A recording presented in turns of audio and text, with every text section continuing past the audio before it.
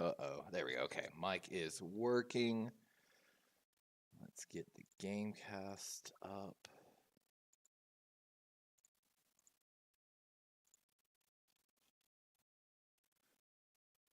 Believe that we got that done correctly. Let's see. Booyah. There we go. All right. And that should be everything. Double check, make sure I don't get this caught. All right. With that, guys, we are officially here for some playoff football. Of course, Pittsburgh traveling to Baltimore at M&T Bank Stadium, taking on the Baltimore Ravens for each of these teams' first round of the wild card playoffs, looking to advance to the divisional round. Looking at the injuries, of course, Deontay Hardy for the Ravens, Jalen Armour-Davis, Arthur Millette, all still on IR. Of course, the big storyline coming to this game, no Zay Flowers for the Ravens, ruled out with a knee injury.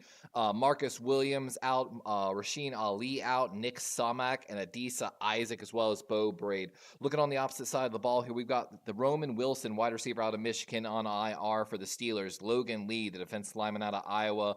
And, of course, their first-round pick, Troy Fatanu, at tackle, and Nate Herbig. Big storyline to keep on for the Steelers today is going to be they are without Mason McCormick, their starting right guard, rookie this year, played some pretty good football.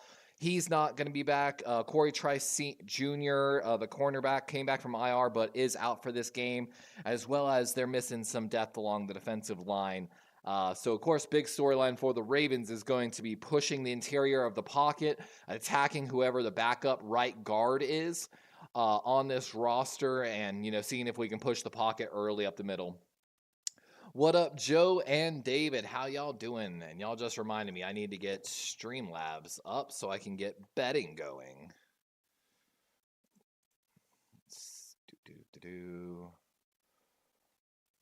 Working on it. Give me just one moment here.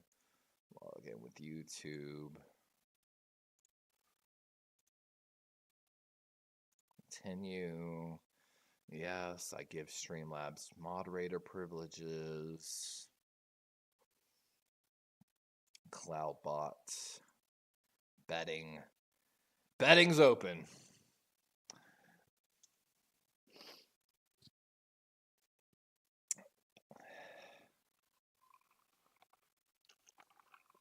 Hey, Joe, if I still got you here, my guy, how do you feel about the, Pete Carroll being interviewed for jobs like Chicago and some of the other head coaching positions open in the NFL? How do you feel about that? Let's see. I'm trying to make sure I get this game cast up whenever it comes.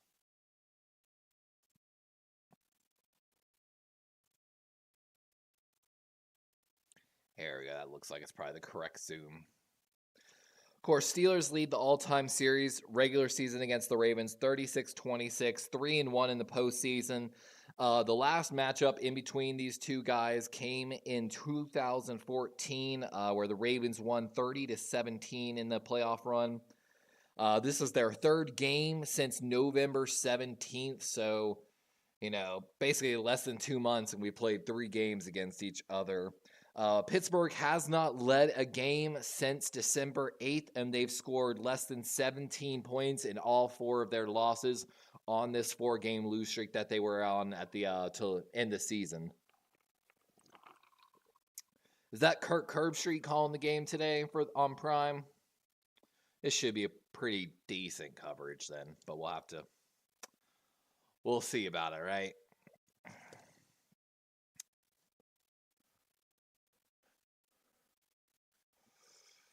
Two and 4 postseason. And a lot of people don't realize, wasn't even there for them all. David says, Seahawks fired the offensive coordinator, but truth is that he had wide receivers and a third rate. David got that smack talk. Wide receivers pretty good. Jackson Smith and Njigba wasn't utilized properly at the beginning of the season, and as they started, targeting him more and moving DK more to a complementary role as 2, I feel like the offense moved better in Seattle. They definitely do need a potentially quarterback for the future, especially if Hal hasn't progressed like they might have intended him to. Um, they've got a lot of pieces up there in Seattle to be excited about. The right side of their offensive line fell apart this season. It made all the difference.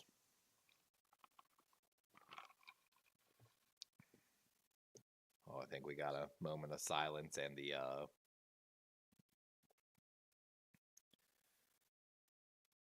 they're mentioning out to the wildfires in California.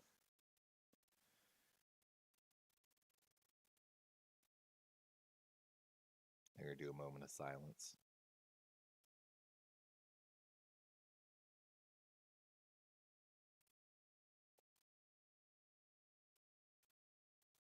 Who's singing the national anthem?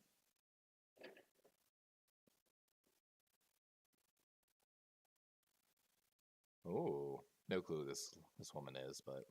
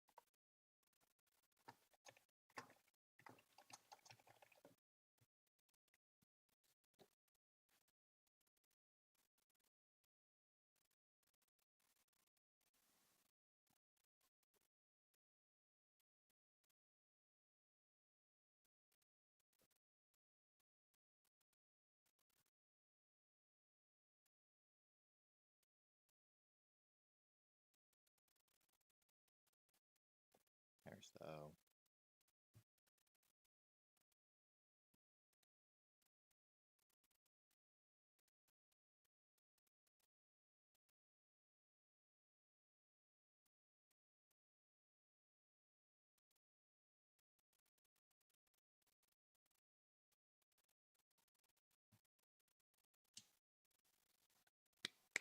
That's how you sing a national anthem, ladies and gentlemen.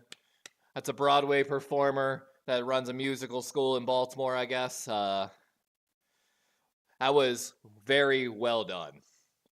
Wasn't trying to go outside of her vocal range, be too crazy wild. Nailed every note. If you don't know, it's traditionally in Baltimore when they sing the national anthem, they cheer the O right there where they did. So I know that might seem a little different than your traditional. Basically, say does that. They lead it with a big O. You got to love how much love they give to the Orioles, I feel like. Even in the football games, they're still giving love to the Orioles. But that's always how it's been. I got a real honest question, though. Who the hell still eats Subway? Who's eating Subway and Arby's? Who's keeping you in business? I know you've got the meat, but... What up, Jeff? Welcome in, my boy. I know I'm excited for this one. I just hope the Ravens do what they've done best. Nothing too wild. Keep it nice and simple. If we have less than 6 rushing attempts or less, I will scream. However, but Jeff, we were mentioning. I don't know if you were here earlier.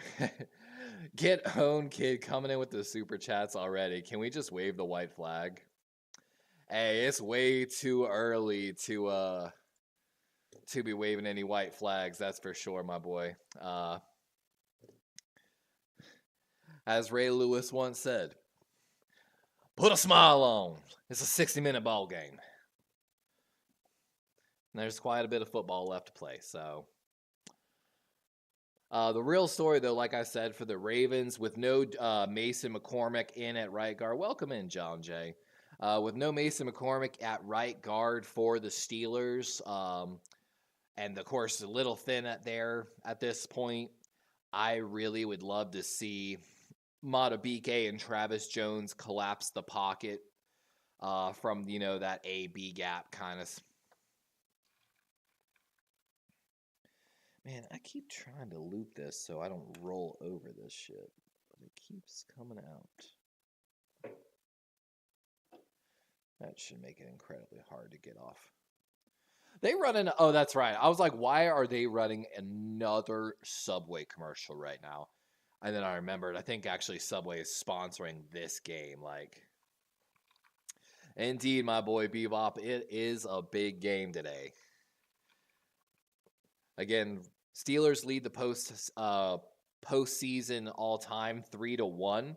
So, I know they really want this. Last matchup against the Steelers in the playoffs was in 2014. And again, if you don't know the joke, man, the joke is every 12 years, the Ravens win a Super Bowl with a 28-year-old quarterback.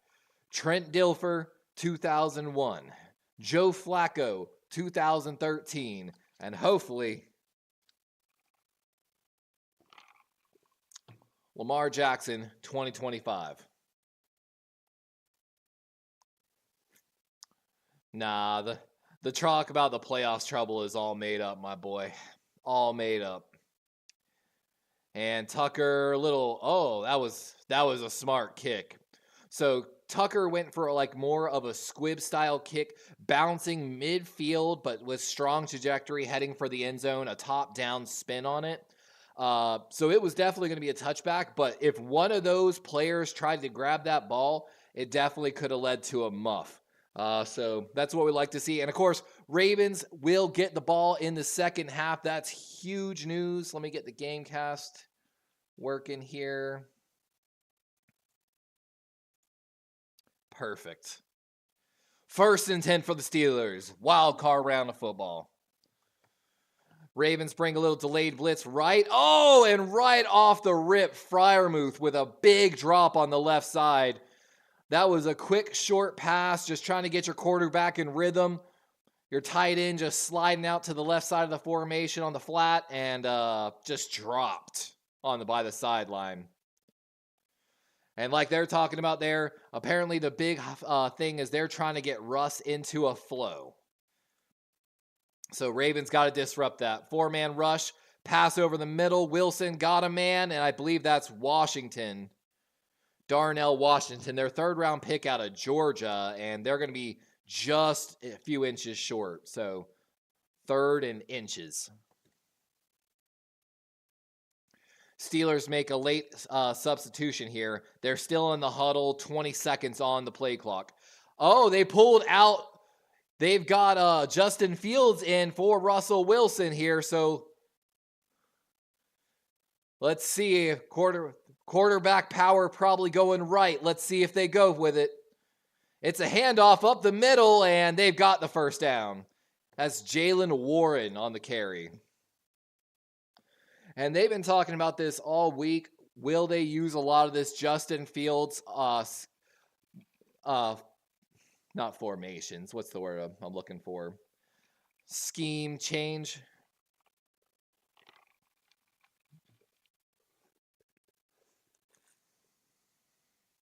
And Ravens going to have to make an adjustment on that. Little bit of orbit motion from the tight end, from right to right, left, right, technically, but. And little fake play action there. Russ got a man short. Incomplete Humphrey in coverage.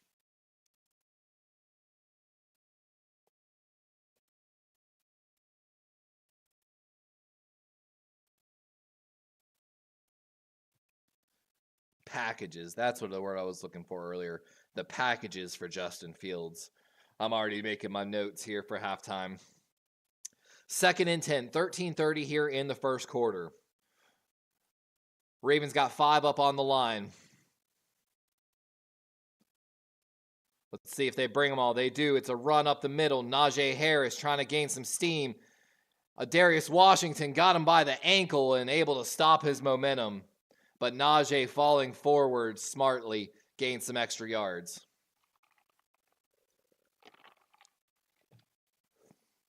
Third and 6 now. Najee checking out. I'd love to see the Ravens bring a little pressure here. Looks like they're bringing just a flat 4. Cover 2 man looks like across the board. Roquan on Jalen Warren. They motion from wide receiver into the backfield. Darius snuck up, said something to Nate Wiggins. Russell looking right. Looks left. He's climbing the pocket.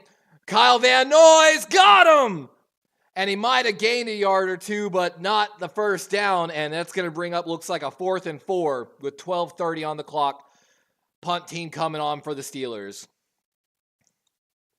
And again, good job by Arthur Smith of the Steelers with that motion here.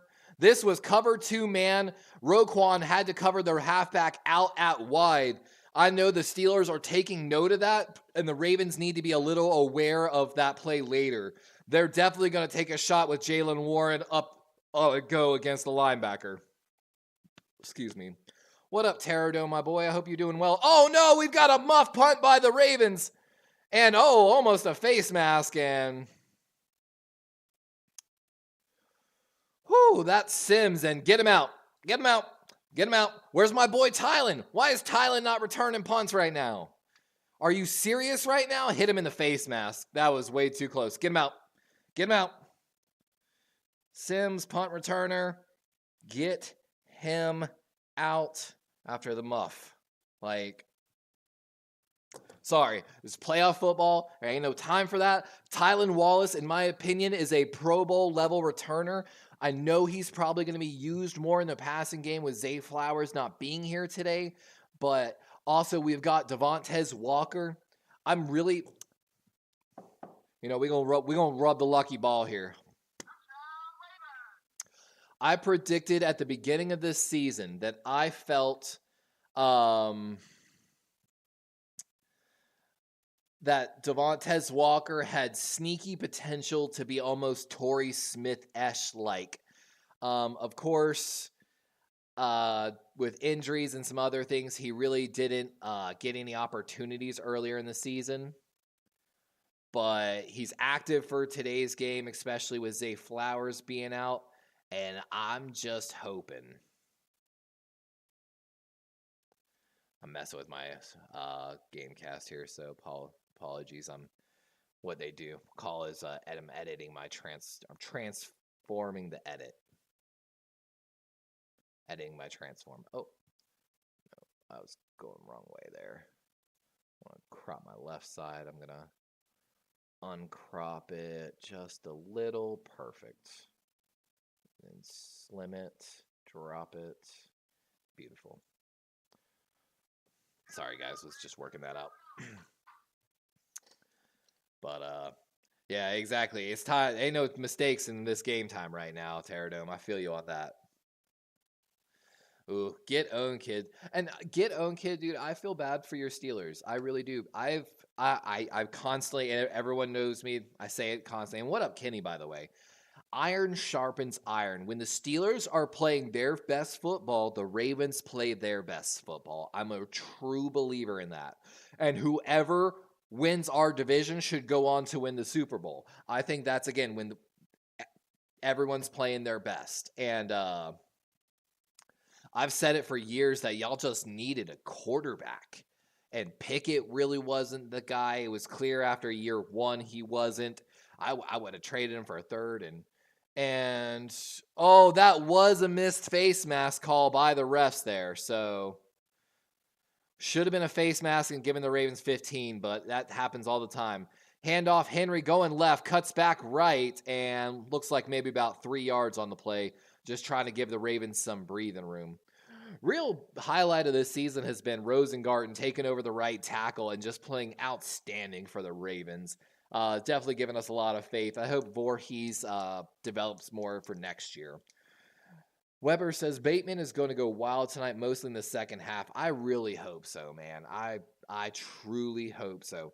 Also, the get owned kid, the Steelers O-line had some issues, and we've got a flag on the play, and it's going to be a false start on the offense. So back up the Ravens 5 yards. And I truly like what y'all did with the offensive line. Zach Frazier, Troy Fatanu, Mason McCormick, Broderick Jones. Y'all have made invested a lot in that offensive line in the past 2 drafts. And I think that is going to pay dividends for the next 10 years. Bank on it for your Steelers. So I got nothing but love and respect. Terradome says, y'all snaked the night. Dude, Terradome, everybody was calling us. We had like a minimum 6 teams calling us about Rosengarten at that pick, bro. Little play action. Lamar buying time. The video quality on this is horrible. Isaiah Likely with the catch and tackled at what looks like the 12 or 13. Right now, Prime is failing me. The video quality of this game just went to absolute garbage. Might just be my computer because it looks 10 times better on the TV right now. I'm going to guess that it's just my computer struggling. Ravens.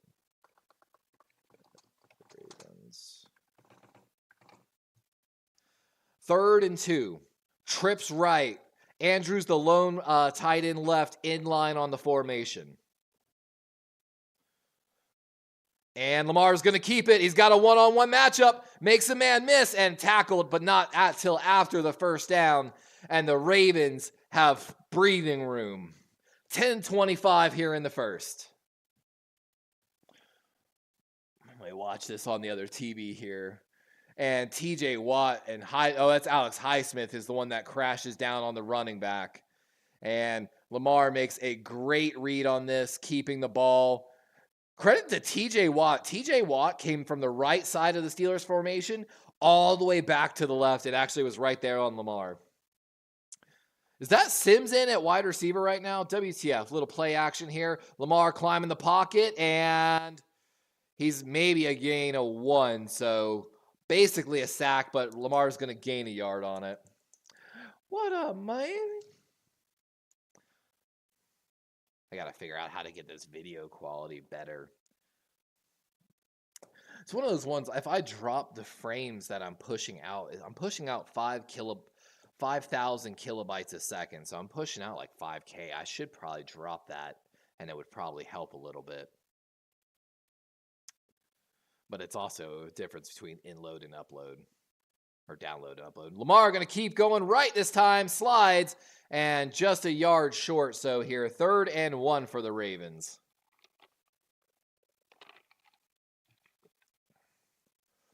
And this is great.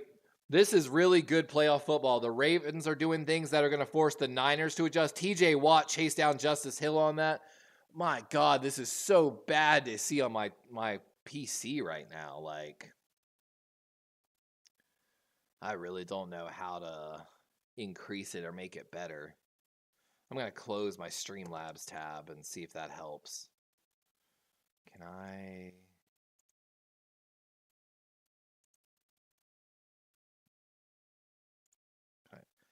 Will full screening help?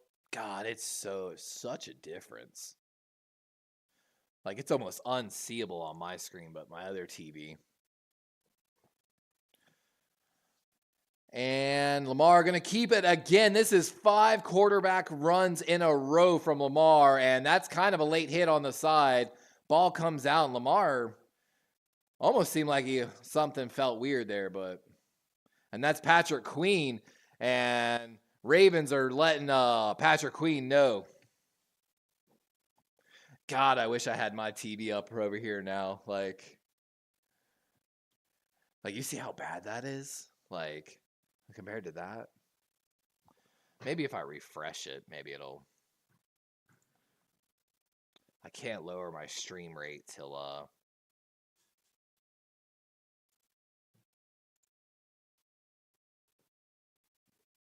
and that's a catch. Mark Andrews on the left side here for the Ravens. This is going to be rough. Will you slide that?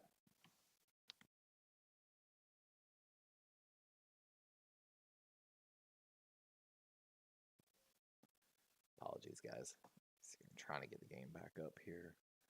And what a catch. Mark Andrews finally getting involved. I'm trying to up the video quality on my PC because I've got the game up over here and the game here, and my God, like, is it night and day? 1st and 10 here for the Ravens. Bateman, the man in motion. Steelers bringing 4. Henry going to get the handoff. Oh, he's got some room. 1st down and some. And the quarterback keepers are starting to show here as the Steelers are crashing a lot less. And that's really what the Ravens needed. The QB runs, basically by Lamar, forced the edge defenders of the Steelers to stop crashing.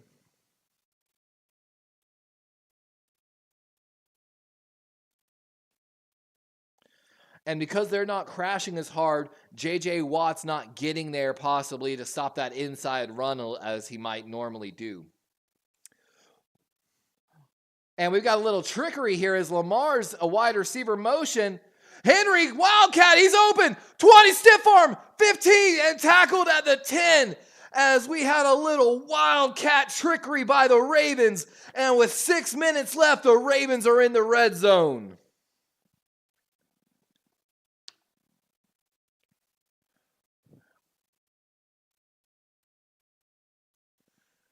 Oh, David McNiner, yeah, and Terradome. Terradome says, did you see how D'Amico Ryans ran with the ball with the lead in 9 minutes to close out the game? Hope Kyle took notes. I feel you on that, my boy. And love that run. Isaiah Likely laying some key blocks. Heavy formation here. Play action by Lamar. Got a good pocket, having a scramble, and he's just going to toss this one away to right side. And I like that play call after all the runs. Take a play action shot for the end zone. Absolutely love it. Derrick Henry on the sideline getting a breather. 5:26 here. Ravens in a 2nd and 10. Let me see. Can I pull up at least the stats by X-ray with that? Nah. Ravens have gone, 80 yards now? Like they were saying, this drive started on their 5. 2nd and 10. Ball on the 12. Handoff going left. Hill bounces outside and maybe gets back to the line of scrimmage. Might have lost a yard. And going to bring a 3rd and long here. Ravens really could use a touchdown to start the game here. Any points is better than no points right now, but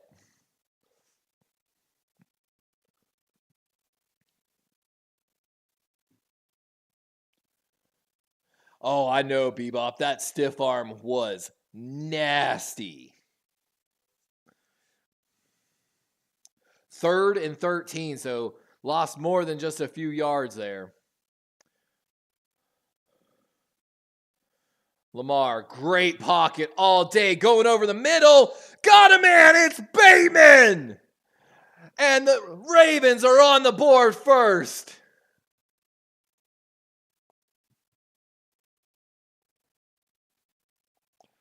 Oh.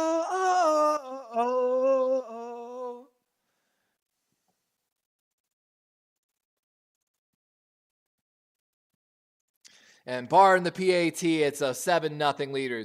And this is just a little post route in the end zone or red zone, able to split them and or get behind number 20, create separation from number 26, and Tucker out here to make this a 7-0 game with 4:45 left.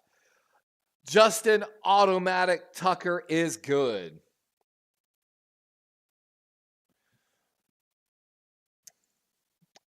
And I feel, Jeff, man, if you don't know, if you on the channel, I have been in Bateman's corner from the get-go. I have never even once switched on our boy Bateman. The contract he signed this offseason, so fucking humble. So humble. Like, how can you not love that kid? Is what I say. Like, so I'm with you, Jeff. I've been supporting him since day one. Terradome says, well, they definitely hit the easy button on that. I mean, that was a 95-yard drive right there. Like, you got to give credit where credit's due.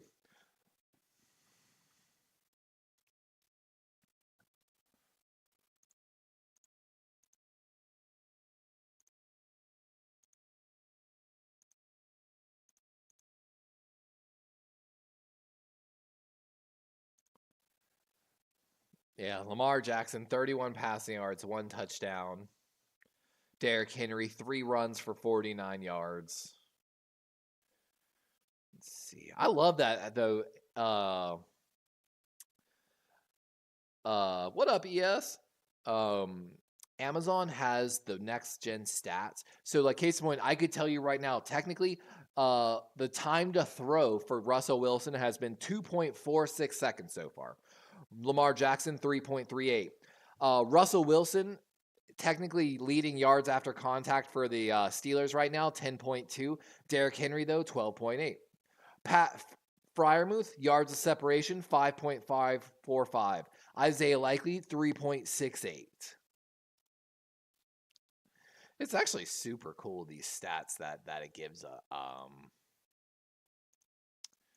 wonder if it gave more. And, like, then I can go to, like, you know, the different teams. You know, like, it tells me right here, you know, the Steelers established in 1933, owner Art Rooney II and family.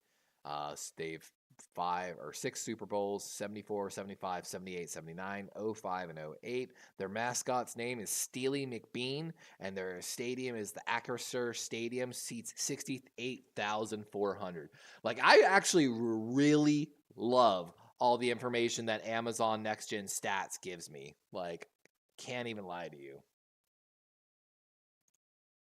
And then I can, like, pull up players, you know, like Kyle Allen, their third string quarterback, 6'3", 210 from Scottsdale, Arizona. Went to Houston for college 6 years, you know, and, like, his college stats, like, it's pretty fucking cool, actually, all the information I'm quickly able to gather on their broadcast, to be honest. And here comes Russell Wilson and the Steelers for the second drive of their offense. Oh, must have got the Ravens chant going. RAVENS, Ravens. Yep, what's his name must be there getting the chant going. God, the quality. I'm sorry, I got to look at this TV. It's just so bad. Motion man left here for the Steelers. Oh, no. Is my mic working? Okay. It's just that cutting out. I wasn't sure. And that's Michael Pierce. God, it is so bad right now on this. Like,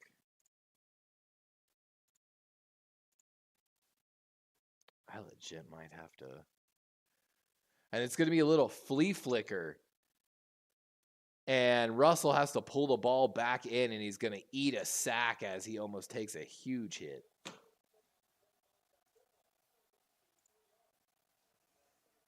Second and 13 after the sack. Kyle Hamilton, I think, up at the line of scrimmage. Or he's coming on the blitz. And Russ just outlet pass to Jalen Warren on left side. And some good tackling by Brandon Stevens and Chris Ford.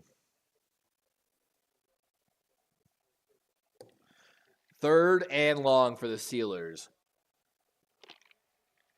3:40 on the clock. I'm really hoping. Yeah, you have been watching me for 2 years, man. I appreciate you, Jeff. 3rd and 7. Ravens are getting loud. I want a sack. Bring me a sack. Sack gods. It's man across the board. Ravens are walked up at the line of scrimmage here. Only bring 4. Pressure, and Nate Wiggins. Oh, my God. Fryermuth made the catch short, but Wiggins, Ardarius, Marlin, and a whole slew of Ravens able to stop him short, and out comes the punt team. And, man, you got to be careful. I feel like Mike Tomlin's ballsy right now. I could totally see Mike Tomlin running a fake punt right now. 4th and 2 right now. High snap. Oh, Raven almost gets there. No one to block for the returner, though. And fake fair catch. Ball, though, takes a Ravens bounce, and the Ravens will get this ball at the 15-yard line. Wild sequence of plays right there.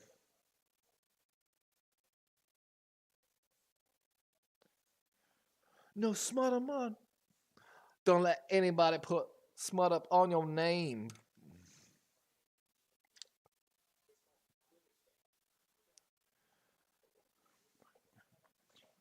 Riding around in my GNX with Anita Baker in the tape deck. It's going to be a sweet love. Fuck apologies. I want to see you geeked up. If you take it to the internet, then I'm going to take it there.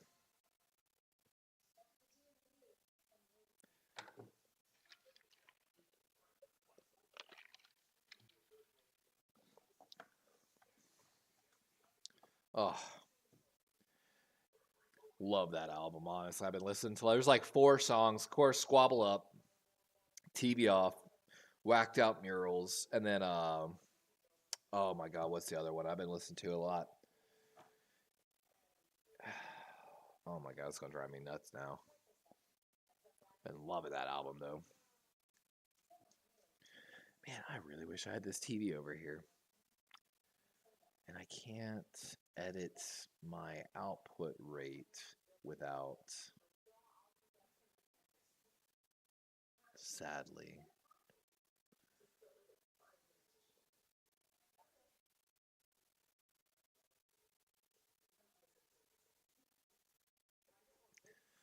Too unfortunate. I just really shouldn't be having that issue.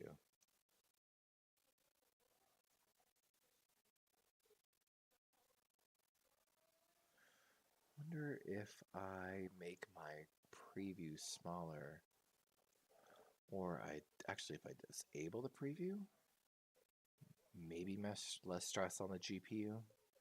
Highly doubt it, but I'm willing to try just about anything now. Oh, don't think so. Oh, we've got illegal touching on the Steelers too, technically.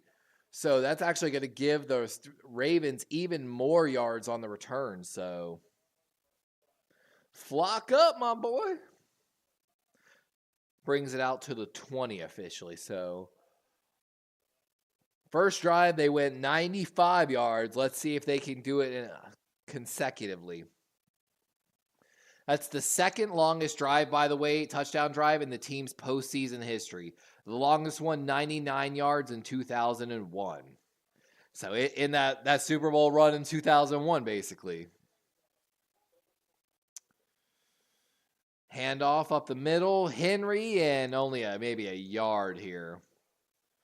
2nd and 9. Landon Roberts in with the tackle for the Steelers. Hey, what up, Get Owned? Get Owned kid's waving the white flags already. He's ready to throw it in already. I appreciate you, my boy. Truckman Pusher, welcome in. I hope you're having a good week so far. Hopefully your weekend is about to get a lot better. 2 minutes left here in the first quarter. Trips left for the Ravens. Likely the man in motion. Lamar looking that way and got a man. I think that's Wallace. That's Anthony Miller. I haven't seen him in a minute. Well, hey, appreciate you, Truckman. Truckman coming in with I'm sorry. Oh, that's Truckman super chatting. Hey, I was so used to Get Owned Kid. I was like, it literally threw me for a loop for a minute. Hey, appreciate you, my guy. I actually recently hit the first payout marker for YouTube where it's $100, which is big, and I gained a new memory yesterday. Lamar, oh, what a catch by Isaiah Likely! Was that a deep crosser like Mark Andrews used to run? Let's watch. This is a deep crosser from right to left. This is what Mark Andrews used to run all the time. Just get behind the linebackers and head for the opposite sideline. And my God, the separation he's got on was that number 20 for the Steelers. There's 3 yards of separation right there. My God, 50 seconds here in the first. Strong formation for the Ravens. Little play action. Lamar, he's going to run with it and a couple yards, maybe 2 to 3. C-C-U. C-C-U. Let's go. Let's go. That's my boy.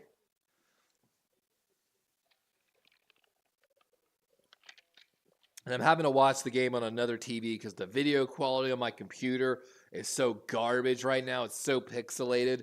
While on my TV, it's so perfect. Like, Wallace, the man in motion. Lamar going short left, and Hill, the recipient, might have lost yards. And that's the end of the first. So flip the fields here.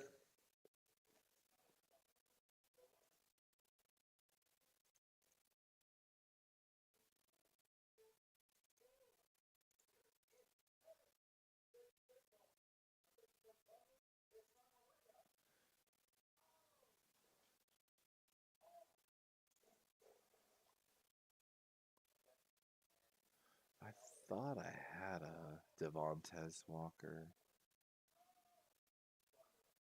I guess not. That's unfortunate.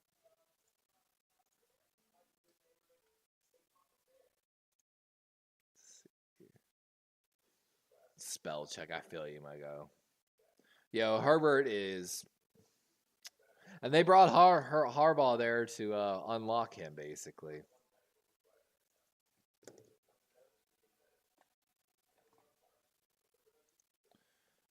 Second quarter. It's crazy that Amazon now has their own pharmacy. Amazon's going to become a part of Big Pharma, and it's going to get wild. Who knows, though? Maybe that's what it needs. Amazon to come in there and just undercut the shit out of everybody. Amazon better be careful though, because they're fucking with like CVS and Walgreens and like the parent companies of them probably. Because if technically with them delivering, Amazon delivering medications, bro, that basically just gets rid of all the local pharmacies. That's wild. Like, that is so game changing for so many towns. Yeah, the media finally chilled on Herbert a little bit, I feel like this past season or so, but God, my ankle still ain't healed. You know, it's probably better. I'm watching the game over there anyway. I noticed my eyes have been slowly just getting worse and worse. Like, oh, I just got excited. I just remembered I'm cooking shrimp for dinner tonight after the game. My girlfriend didn't know it's for dinner. I was like, you know what? I bought some shrimp the other day. So I'm cold water to thaw out the shrimp. I'm not sure how I want to cook the shrimp. I've got a New Orleans style jambalaya rice that I'm going to cook with it. So I'm going to do shrimp with jambalaya is my plan for dinner tonight. I could use the oven actually to quick to thaw some rolls. And here's the Ravens now, ball on the 49, 3rd and 12. Lamar to Justice Hill. Oh, and tries to buy some time. And man, if that had been a face mask, it had been a first down for the Ravens. I thought it was at first. And 4th and 6 as here comes Jordan Stout for the Ravens to punt the ball away. Could have been a big opportunity for the Ravens, but just didn't get it. Yeah, Amazon, if you don't know this, Amazon has a patent filed for, and we'll talk about this because it's special teams play. You can go Google this. Amazon has filed a patent for a giant flying warehouse.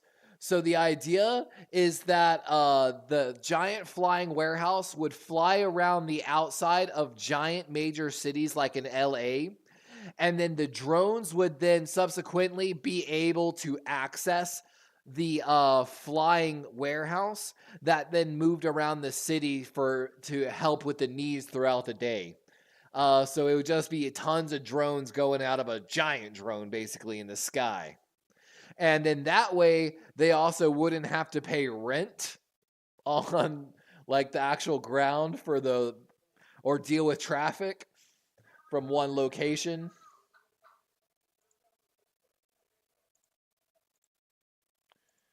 Kenny says, I made some dirty ass rice, put it on Wonder Bread like you do.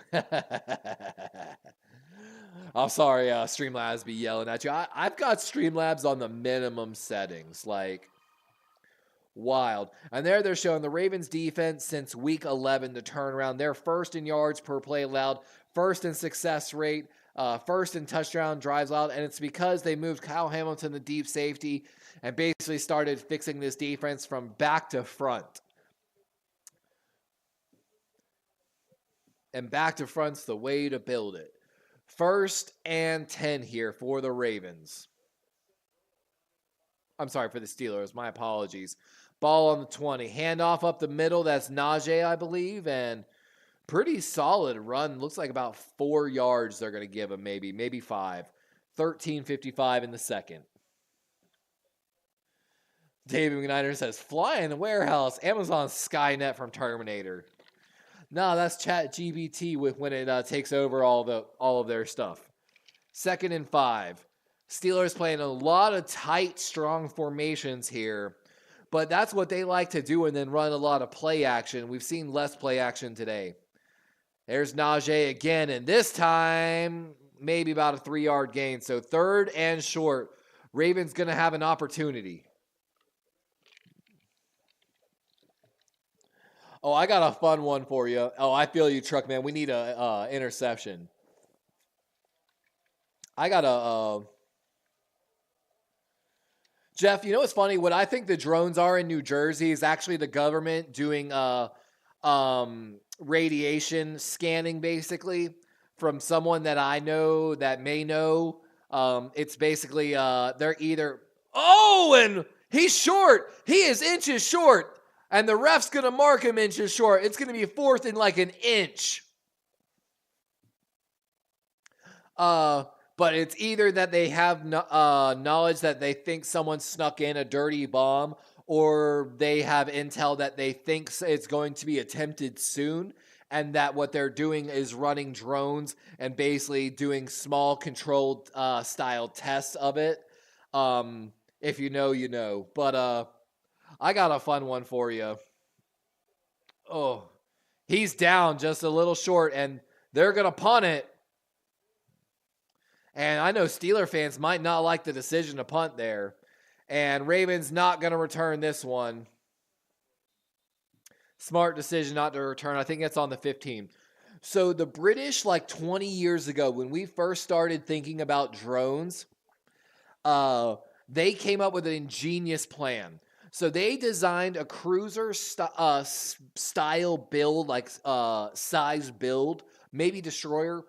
But basically, just like how when we built the A-10 Warthog, the plane, we built the entire plane around that gun. That, oh,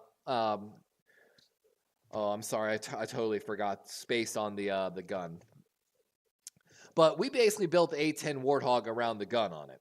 So the idea is for the British ship that they would build the ship around a giant, massive 3D printer, and that the ship would just basically produce helicopter drones, plane drones, submarine drones, boat drones, every type of drone you could think of. So they would carry just raw materials, essentially, to create the drones and create the housing for ammunitions on like the missiles, as well as, so assemble ammunitions and assemble drones on the ship. The second part of this plan for the ship was to design the entire ship around active camouflage. Basically like those panels that can take a camera image and put the picture on the panel. So this ship would essentially be a stealth drone ship is the concept of the ship. And like I said, the British thought of this concept like 20 years ago. This is documented, non-classified information. So imagine what's really out there. But anyway, and so this ship could basically go sit somewhere, sit still, and send out drones that could then operate at, because it's just like a little aircraft carrier. The drones have a way more effective range and can deliver more accurate payloads at those effective ranges. And can operate, a cruise missile has to be so big. The drone can get the job done similarly. Of course the cruise missile can fucking level shit, like level a fucking city. But if that's not what you're trying to do, sometimes you need smaller, more accurate strikes. And that's where this comes into play. So crazy shit, man. Crazy shit. Oh, yeah, man. Pterodome. You got to have andouille. So actually, Pterodome, you probably know what this is because you're from the South. One of my favorite dishes growing up is chicken bog.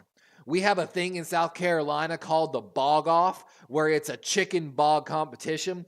And if you're going to do your chicken bog right, you usually got to have andouille sausage. If you don't use andouille, use a variation that's got some spice to it. So you bring a little bit of spice to that chicken bog. And like Kenny says, this is a football channel, Levi. Yeah, see, and I've got collard greens too. So I'm thinking about shrimp, jambalaya, and collard greens. But the collard greens my girlfriend can't have because there's like potential peanut. Even though there's not really, it's just that it's processed in a facility and we don't even take that chance with her. But I've got some green beans. I've got a summer mix. Never mind, I already know what I'm making. 2nd and 9 for the Ravens here. Ball on the 15. Lamar going to keep it. He's running up the middle and tackled probably just a yard short. They might give him the first down. 11-20. Yep, just a yard short. So going to bring up 3rd and 1. I actually have a frozen summer vegetable blend. So it's broccoli, like red and yellow peppers with, I think, like some snap peas or something in it. So that's actually what I'm going to make. Oh, I wish I had cornbread, Pterodome. I actually have honey butter for my cornbread, but I actually don't have any cornbread mix right now. 3rd and inches. Quarterback sneak, or I should say tight end sneak. And Mark Andrews got it by a mile there.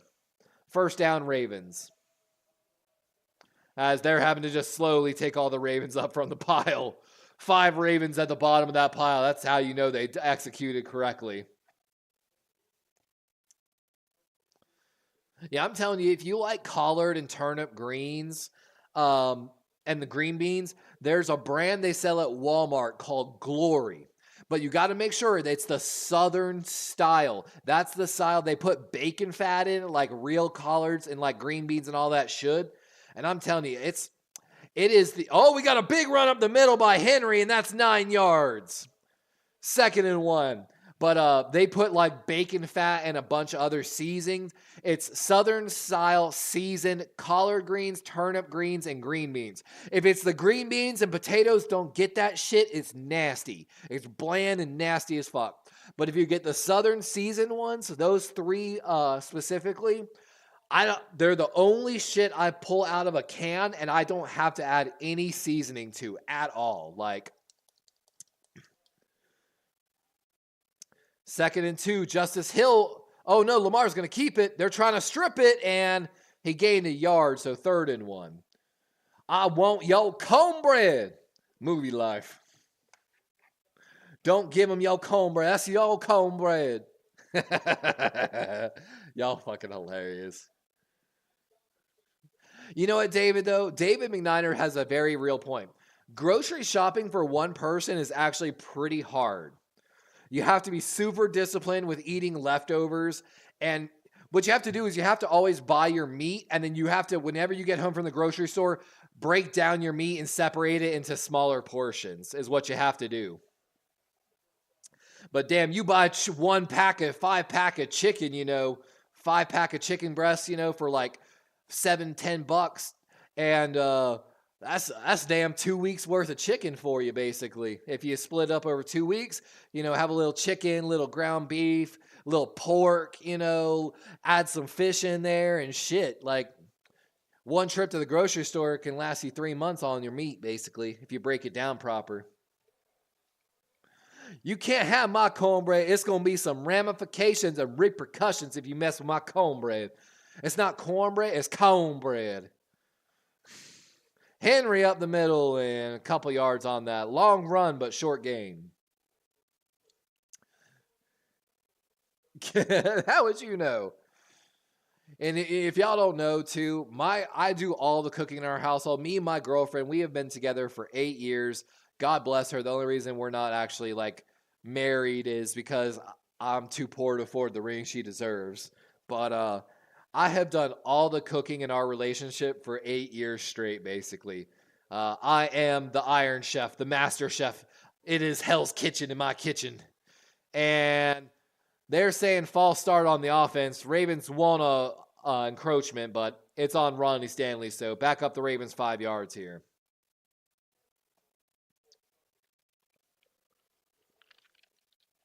But it's one of those ones. I used to live single life, and I always learned to cook for myself. I always cooked for my older brother, too, when I was younger. Even though I was the younger brother, I took care of my older brother growing up, basically. So I don't mind cooking. I actually really enjoy it. 2nd and 13, Lamar with a super deep drop all day. Climbs the pocket, escapes the sack. He's got some room. First down and some, and dives down. But we've got a flag on the play. I expect this to either be holding on the defense or the offense, but Lamar a little slow to get up this time. Hopefully he's okay.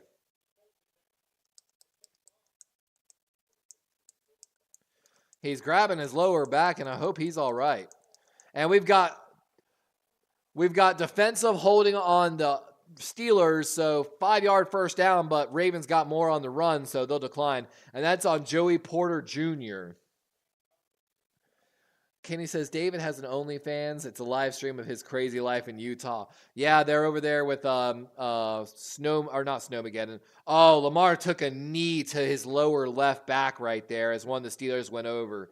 He basically took a kidney shot from a knee. He might be pissing blood later. 6:58 left here. 1st and 10, though, for the Ravens on the Steelers 40. And Ronnie almost false start there. Lamar rolling out right, pressured early. He's going to run and get a few and out of bounds. I got the hiccups.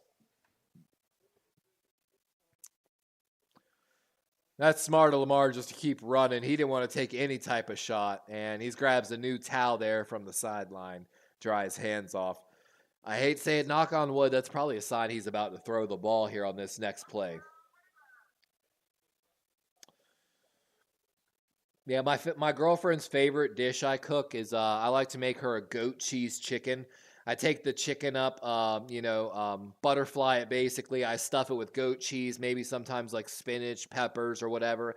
I put a little balsamic vinegar in there to cut through the richness of the goat cheese. And Lamar's going to keep it running right again. And good block there by likely not to get a blindside and give Lamar the edge to get the first down.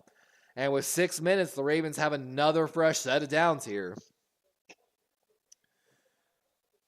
And they show double A gap blitz. They bring double A gap blitz. The Ravens pick it up. The outside edge, TJ Watt crashes on the running back instead of Lamar. Lamar makes a great read, and quarterback keeps it right. 5:38. Ravens in a strong I formation. No wide receivers. Run going left, Henry, and that's gain of maybe 4, maybe 5 yards. Ravens just outside, I think, the edge of the red zone here. And I want to say special shout out to all y'all coming hanging out with us here today. I really appreciate y'all. Sometimes these games are a little bit rough, man, but y'all help me get through it, so I truly do appreciate y'all. And your boy is hungry for a playoff win. I said earlier, before this year started, that this had the potential, even before the draft. Toss play going left. There's Henry, got some room, first down and some, and tackled at the 8-yard line as the Ravens are in a 1st and goal. Likely makes another key block for the Ravens. But I told people before the draft even started this year, and if you know me, if you followed my channel, I am very realistic. I will tell you as I see it. I will never glaze up and gloss my team. And I told Raven fans, relax. This has the potential to be the best Ravens team we've had since the Super Bowl run. There are some question marks like the offensive line and the young players we had to start. And Henry! And Henry carries 2 Steelers into the end zone. Just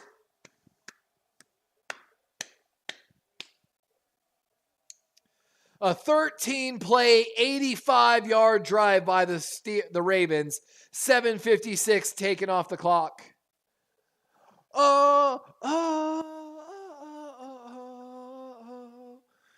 And here's the inside run. Falele pulls.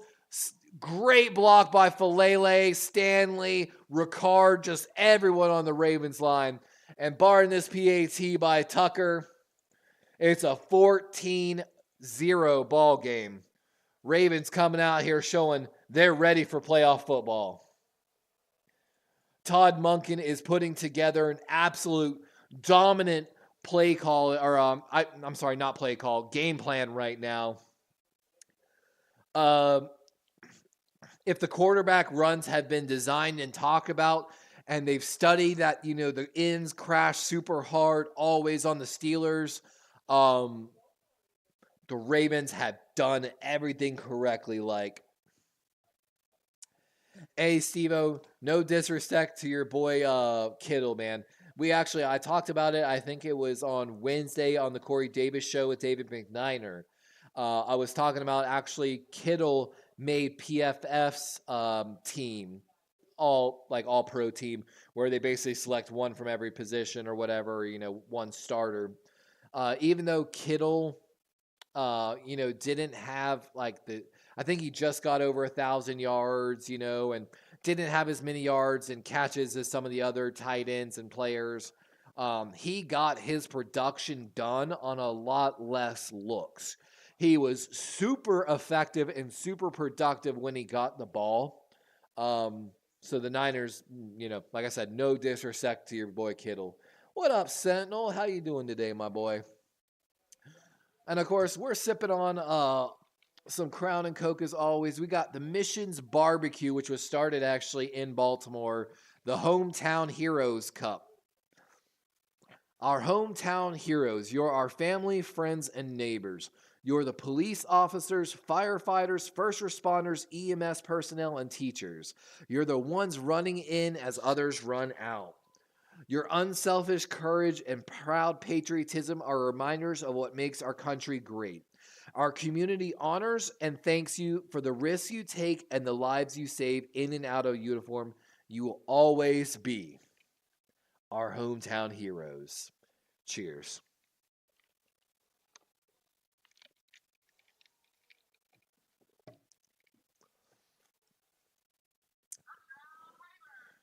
Touchdown, Ravens.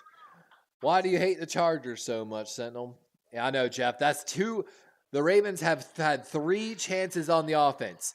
First one was a 95-yard touchdown drive. The second drive did eventually stall. The third drive was an 85-yard, 7-minute touchdown drive again. Steve-O said, and Herbert Stroud's still top 10, LOL. Even as an outsider looking in, I can feel their misery. God, all I'm hoping is I want KC. I want them. Knock on wood, hopefully. Hopefully I don't have to eat my words. But the Ravens said it right. Oh, we got a good kick. This is going to be returned by the Steelers. And brings it out to the 29-yard line, so about where they would have been. But, the Ravens, of course, opened the season against the Kansas City Chiefs. Lamar didn't play a single snap in preseason, so it really was our preseason warm-up game. We talked about it after the game. It's rough that our tune-up game had to be against the Super Bowl champions. But the Ravens said it. Isaiah Likely said it right after the loss. They said, we'll see him again, and it won't be the same the next time. Russell going left, got Pickens, who makes a move and tackled short. And that's going to bring up second and looks like maybe 2 or 3 yards here for the Steelers. 3:50 left here in this half of football, so Steelers have to pick up the pace here, down 2 scores. Treat this less like a 4-minute drive, more like a 2-minute, and hope that they can then get a 3 and out. Ravens bring a little bit of pressure. Short pass, Jalen Warren, the recipient, and that's going to give the Steelers a fresh set of downs. Ball, what looks like at the 42-yard line of the Steelers, so 58 yards still to go. Time is ticking off the clock, though, as Boomer used to say, tick, tick, tick, tick. put my QB's brain into Herbert's body. He doesn't get shit. You're not wrong though. You're not wrong though. Russell gets pressured, has to get rid of it, and Ravens bring a little pressure as it looks like the Steelers were looking to roll, or was that Fields actually? And nothing there. And yeah, that was Justin Fields, my apology here. So this was Justin Fields. They were hoping to... That was interesting. I don't know if it was supposed to be RPO or like the entire line slid left and Fields rolled right. That was a weird one. Red orb defensive alert. I don't know what that means. And Warren's going to run it, and I know Steeler fans are going to be upset at that play call. Steelers run what looked like quarterback draw on 2nd and 10 with less than 3 minutes left in the second quarter. And now they're having to go no tempo here. 4 wide look, and Ravens. Yes, Ravens take a timeout, and that's a great timeout by John Harbaugh. I have been so critical of John Harbaugh not giving the defense and basically calling those timeouts in big critical situations. And I think that was a great one. I got to make a note of it. It's one of those ones I have been so vocal of calling out John Harbaugh on that exact situation. I have to be fair and make the note. Great timeout on the 3rd and long with like 2:38 in the second. Great timeout by John Harbaugh. Hopefully it will pan out as we hope it should. But this will give the defense a chance to... you have to think that draw play was 100% designed to play call with a no-huddle design to cause confusion. Steelers 5 wide look here. Warren motioning back to the backfield. Trips right for the Steelers. Let's see if Wilson's going to go that way. He looks that way, going that way. Deep ball, and Pickens, and that looked like a push off by Pickens. There is a flag. It looked like he pushed Marlon Humphrey off. Let's see if we get the call, though. And Kyle Hamilton's clapping. It should be. Yep, and even the announcer saying that's a push off. Yeah, let's go. That was so clear as day. Pass interference on George Pickens' offense. And let's watch this again here. Marlon Humphrey is going to be on George Pickens here. Good inside release. Running a corner route off the trip set. And yep. And he's got 2 hands on Humphrey's back left shoulder. And he does full extension right there to create the separation from Marlon. That is a great call by the refs. Absolutely great call. 3rd and 18.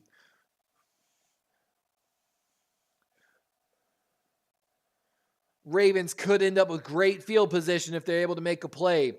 Clock is ticking here, so Ravens will benefit from a 2-minute warning here if they don't get the 3rd down. And pass is short here, tackled at the 42, so 2-minute warning will stop the clock for the Ravens.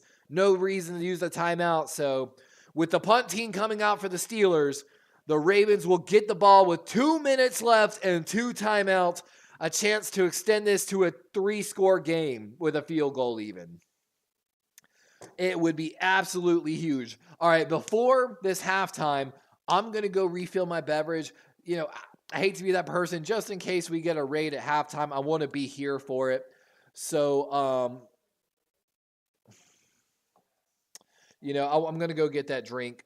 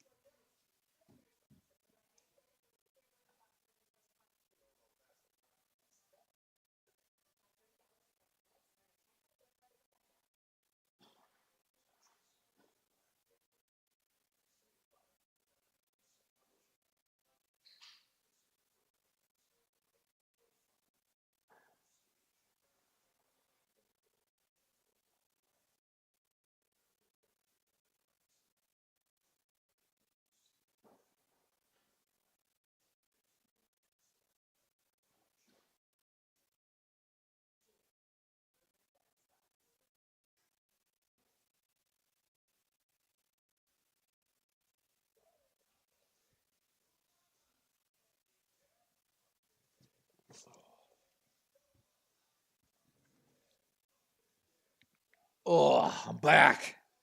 All right. Why is Streamlabs going after you, bro?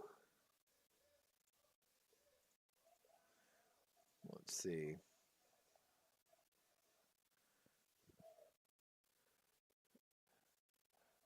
I love how Streamlabs deleted everything because you said right jab, left hook, bro. That's so dirty. That's so dirty. I know you said bish and ass. That's not cussing. That's not cussing. I'm with you. I back you, Sentinel. I'm with you. I'm with you.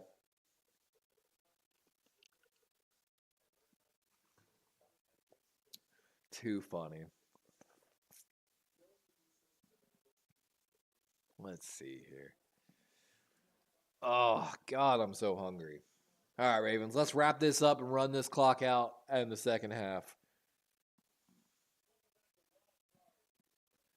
I can only hope. I can only hope, man. Streamlabs is a hater. It is confirmed. Confirmed.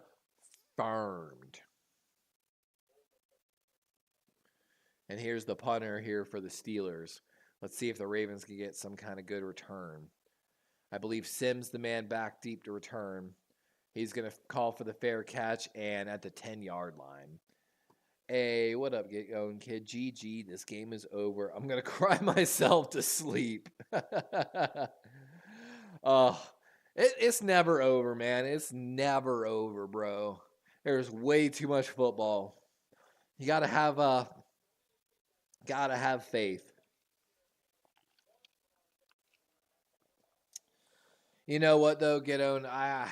A few years ago when the Ravens were limping into the playoffs without Lamar, that's how I felt, man. I knew it wasn't, so I can understand your mentality in a certain sense. 90 yards here to go for the Ravens. 2-minute drill. Justice Hill. Oh, no, I'm sorry. That's Henry. Handoff left and maybe 2 yards here. Let's see if the Ravens are going to operate in a no huddle.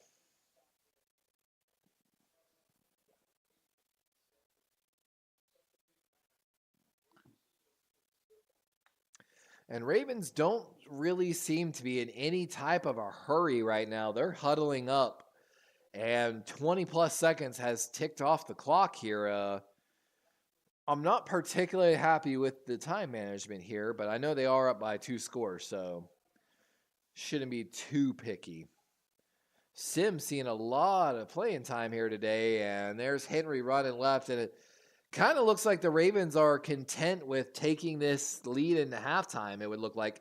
And Pittsburgh's going to take a timeout. They've got 3, so they could get the ball back if they stop the Ravens here. So big timeout for Pittsburgh here. If this is one of those ones. If they stop the Ravens on 3rd down, it's a great decision.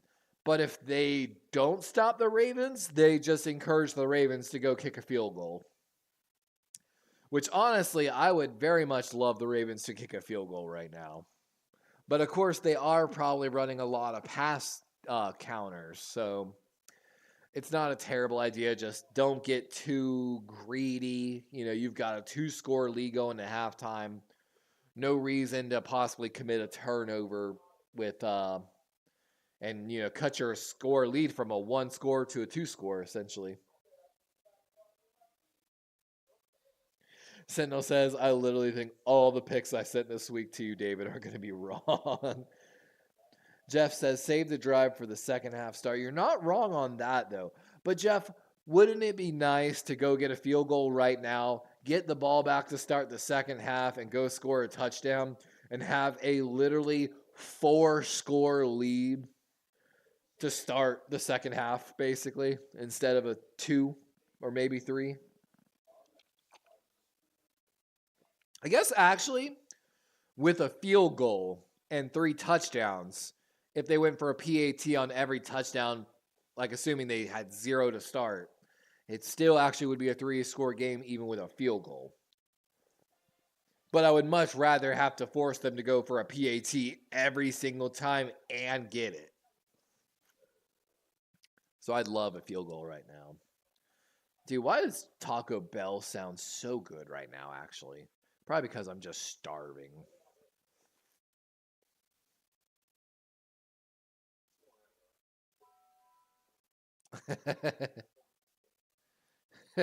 Just minimal ads, all right? Last one, I swear. I would try Cantina burrito. That honestly look good. Chicken Cantina burrito.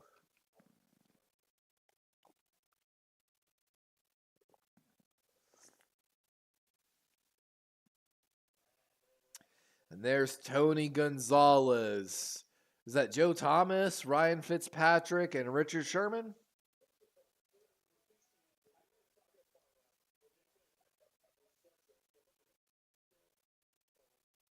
That's Andrew Whitworth. Dang, that's who it is. I wasn't sure.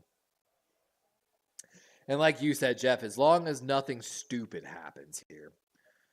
3rd and 2, Lamar, short pass. Got him, man. It's Bateman on a slant route. And just like that now, the Ravens are at the 27, moving to a no-huddle offense with 55 seconds and ticking. Ravens looking hopefully to get into field goal range. Need probably about 30, 40 yards. Lamar rolling out right, buying time. He's got it, man. It's Aguilar and tackled across the 50 at the 48. And timeout by Baltimore, well timed. And with that, Baltimore is probably about 10 yards away from the field goal range at Tucker. And they're resetting play clock or game clock to 43, so going to give the Ravens a second. And let's see here. Great protection. Rosengarten one-on-one wins the battle against TJ Watt. And Aguilar matched up on number 26. This is just a little in route, just sits in. Likely behind him, too. Likely looked like he might have ran post, probably pulling the safety so the safety can't crash down on the end.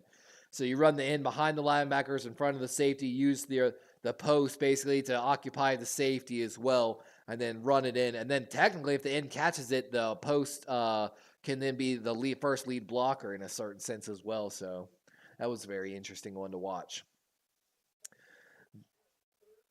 Here we go. 1st and 10. Lamar looking left, going there. Quick short pass, and oh my God, that looked like a face mask, and someone's wearing number 6 out there. Who's that? That's Anthony Miller. I keep forgetting he's got and Baltimore takes it their final timeout after that catch.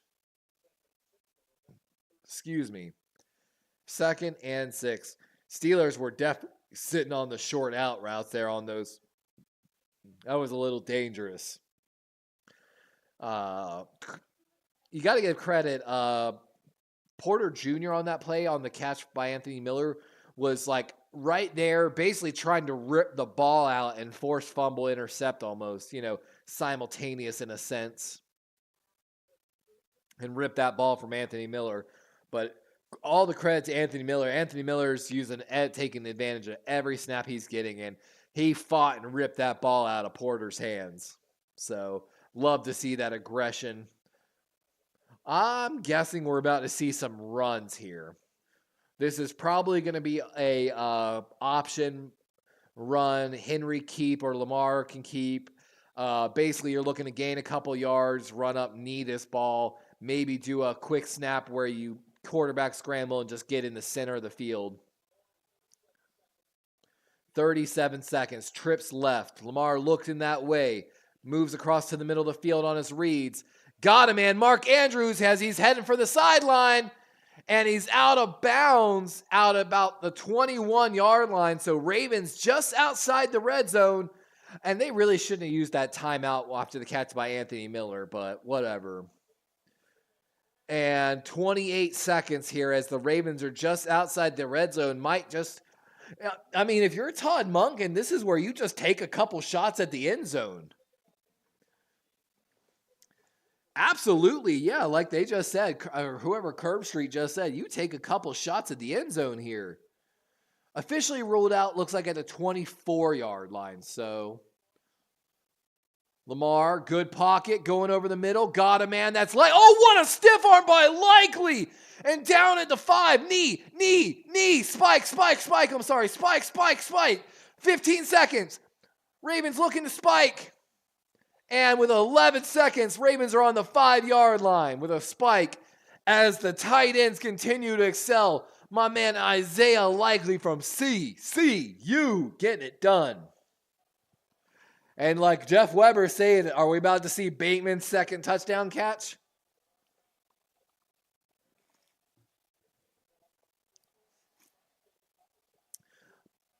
Baltimore, 40 plays, 304 yards. Pittsburgh, 17 plays for 60 yards. Baltimore has held the ball for 20 minutes of this game. And we've got a timeout by Pittsburgh, I think.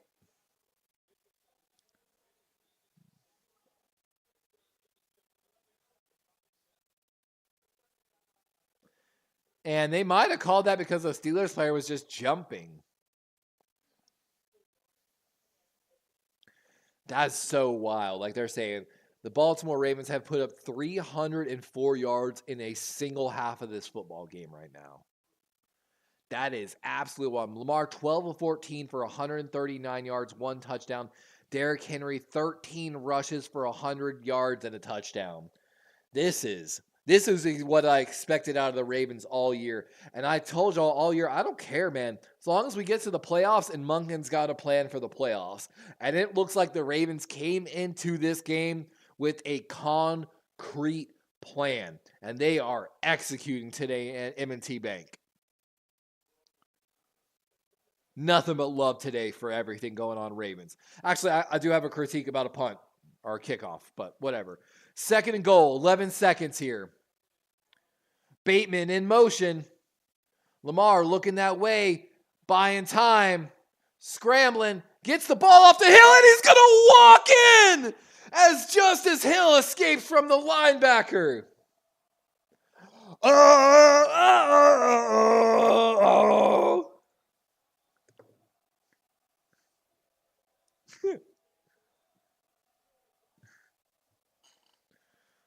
And with 11 seconds, the Baltimore Ravens score a 3rd touchdown, and they're up after this PAT 21-0 before halftime.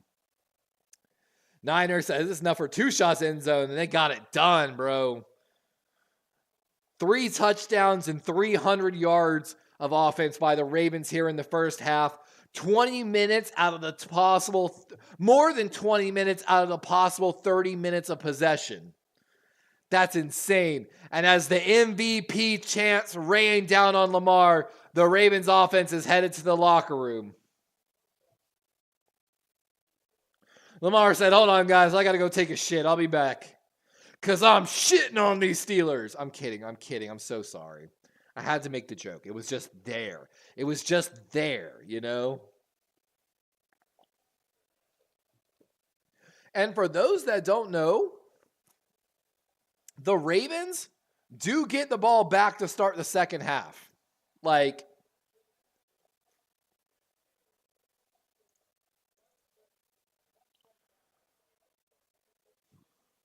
And again, Roger Rosengarten winning the battle against TJ Watt is got to be the star of this game.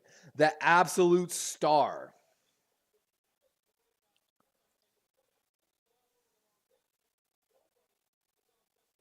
And Patrick Queen might have been the guy that was supposed to be covering Justice Hill. And Lamar knew before he even got in the end zone that he had his 3rd touchdown of the first half. And there's Lamar and John Harbaugh having some moments. And Justice Hill is dancing in the end zone. Love to watch it. Love to watch it. What a beautiful spiral in the pass to Likely like they're showing. And my God, that stiff arm by Likely. We thought the Derrick Henry stiff arm was bad. That Isaiah Likely stiff arm, he bounced off the turf. Your cat is typing. David McNiner says, we're already making room on the couch over here for the Steelers. And Cam Hayward might be shaken up for the Steelers on the play. It looks like they're trying to escort him to this. Something's going on with Cam Hayward. And Jordan Stout's actually going to do the kick for Tucker. And Stout, it hit the crossbar. I love when the ball hits the crossbar. The sound of that dong when the ball hits the crossbar is just like beautiful.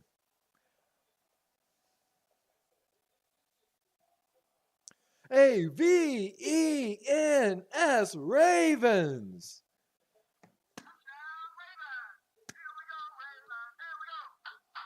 AVENS Ravens.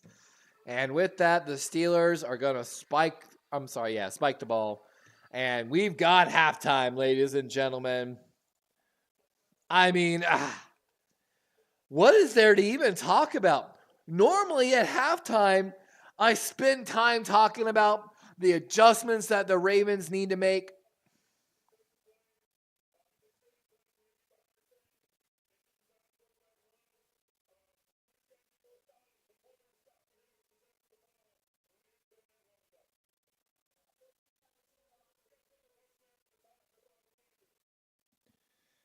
I don't know. That didn't sound like the normal Mike Tomlin. I mean, he was doing the normal, got to take him one snap at a time and all that. But what up, the Handy family? We knew this would happen, bro. We literally just played. Exactly. You're not wrong. And again, the joke is the Ravens every, 12 years win a Super Bowl with a 28-year-old quarterback. And Lamar's birthday was just the other week. He turned 28 years old. It's been 12 years since. And again, if y'all don't know, before this season started, before we even had the draft, I told Raven fans, I said, y'all got to relax. I have a feeling this could be, with Bateman getting re-signed and everything going on, I said, this has the potential to be the best Ravens team we've had since the Super Bowl run. And we're watching this shit play out, guys. We're watching Lamar make career history, NFL history. We're watching Henry make history. So normally at halftime, I spend time sitting here talking about, the adjustments that we have to make. Because the big thing we talk about always here on the channel, we don't like to complain about problems. Let me pass on some advice comes from Major Billy Mitchell, retired U.S. Army Major and former ROTC instructor, undercover narcotics officer, and Fortune 500 HR director.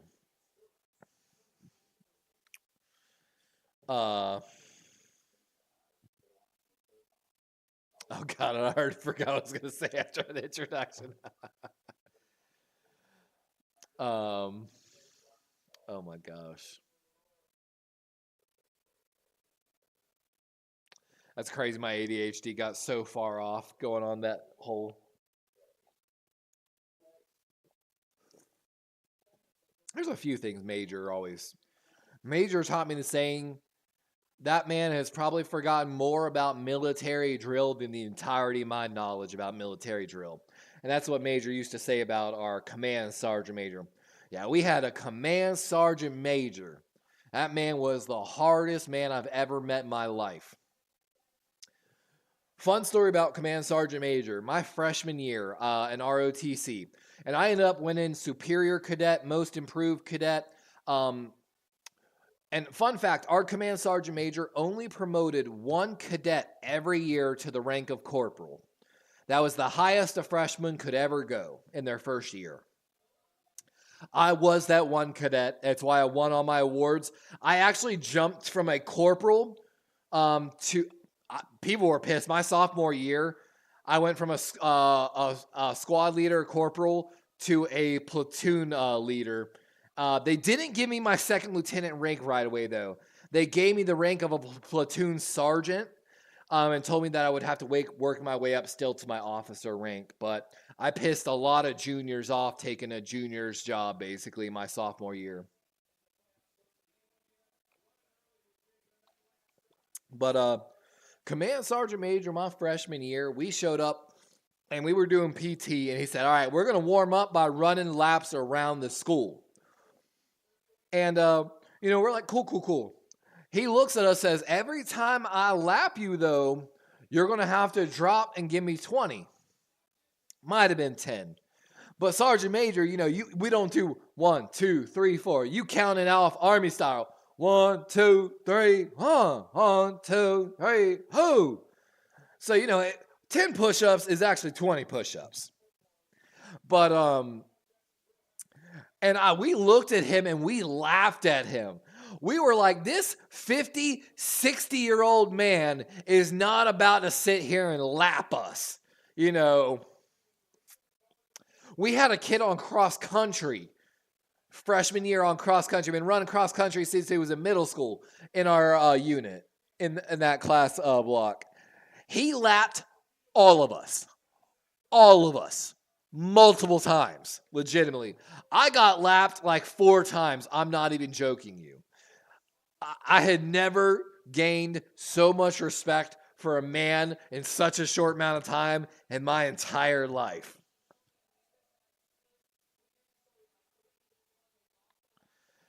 I tell everybody, I never got to go to the military because of my knees, but those were the most important and crucial classes I ever took in high school.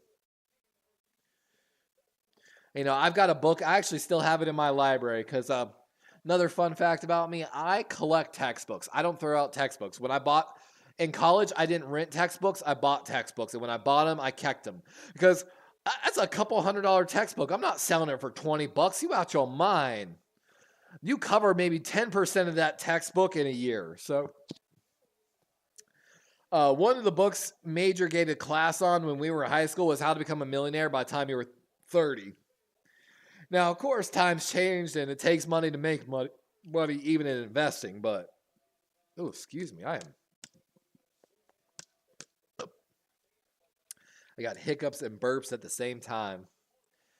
God, this is wild. Ravens again, 20 minutes of possession time. Russell Wilson, 7 of 9 for 44. It's not like he's playing horrible, but he's only throwing short passes.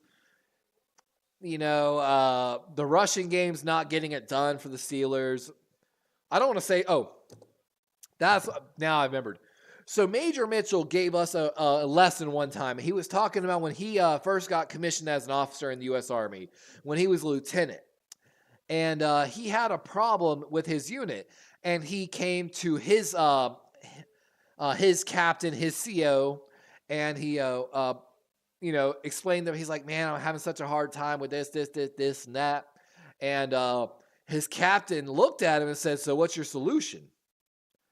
And he looked at him, and supposedly his captain spent like 20 minutes just chewing him a new ass and basically said, you never come to your superior unless you have with a problem, unless you also have your solution. Now, if you come and you don't even have a plan of what you're thinking about doing, he's going to chew you and you're going to get it. Now, if you come with a bad solution, he'll help you come to the right solution. But he wants to see you have the true thing of the leaders in the military, and this is actually reflected in the new special forces. The most important trait to a good leader is the ability to quickly adapt and make decisions under pressure. Make good decisions under pressure. And, that's reflected from everything from Bill Gates to the special forces. And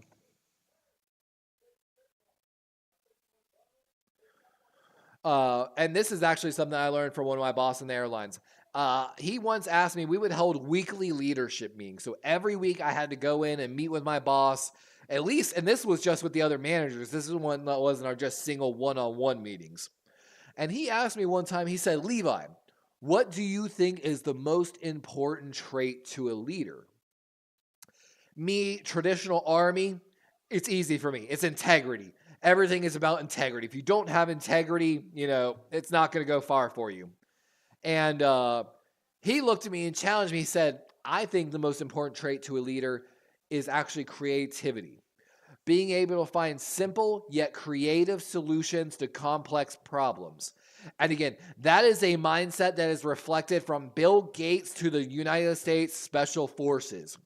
You got to be able to find a simple yet creative solution that you can implement with a team quickly to fix sometimes a very complicated problem. And I'm telling you, if you're ever going to walk away from my stream with any life advice, that's the one I want to teach you. Simple yet creative solutions to complex problems can create truly great leaders. And another thing I preach, because I do a little bit of business consultation, there is no such thing as a business, a company, or a organization that does not have problems. Problems do not define my organization, my team, or my success. What truly defines an organization or team is how we respond to our problems. There will always be problems. There will always be situations arise. That is life. That is probability and stats. But truly great companies, teams, and leaders constantly show the ability to respond well to problems, to listen to their problems, learn from the problems, and fix those problems. That's what defines greatness in an organization, team, or leader. Thank you for coming to my TED Talk.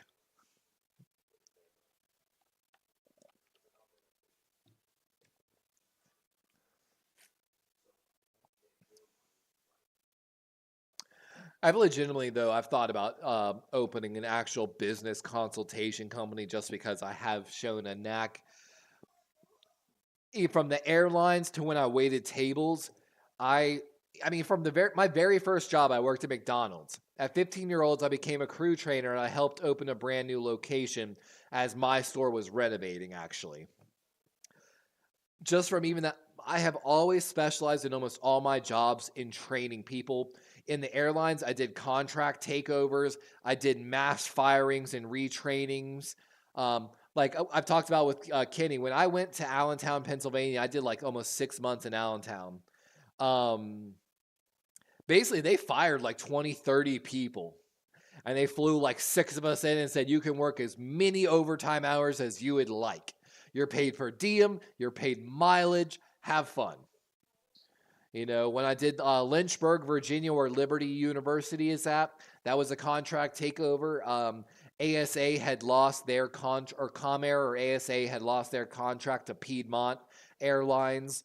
So we were doing a contract takeover because Piedmont actually had already had the contract for U.S. Airways at that location.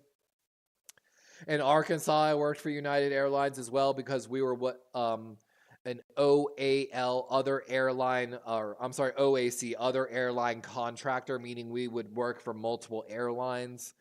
My friends used to joke, Levi, you did a lot of shit in a very short time. And they are not wrong. In like less than 5 years, I was living in South Carolina, Ohio, Arkansas, and I might have moved to Colorado and like somewhere in that stretch as well. Like, life's been wild. Life has been wild. That's for damn sure. And we're finally almost back here for the second half of football. Y'all can finally stop listening to me talk about life and nonsense to Spaceville for halftime. We didn't have a halftime show, so. We got Kirk Street and Al Michaels calling this game for NFL on Prime, by the way. I actually, Kirk and Al, I can't say I've had any, what's the word I'm looking for? Generally, I have complaints. Like, Tony Romo has gone from one of the best people to, I feel like, one of the worst people when I've called games this year. It's honestly frustrating. I never minded that he spoiled plays for us. I absolutely love and adored that aspect of his gamecast and broadcasting style. I thought it brought a level of information and knowledge to the average viewer that some people might not have. It's like I would love to watch Kirk Bankford do these live game calls. I'm gonna have to message him sometime soon and ask him if he would love to do some stuff, you know.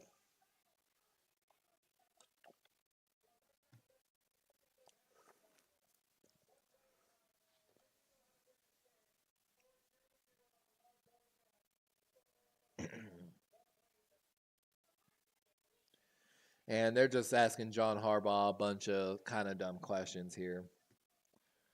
And wow, all right, we're already back here. Ravens getting started here at the 30-yard line. Little strong eye formation, run going left to Henry. Looks like 3, maybe 4 yards on the gain, as we expect to see a very healthy dose of a Ravens run game here in the second half.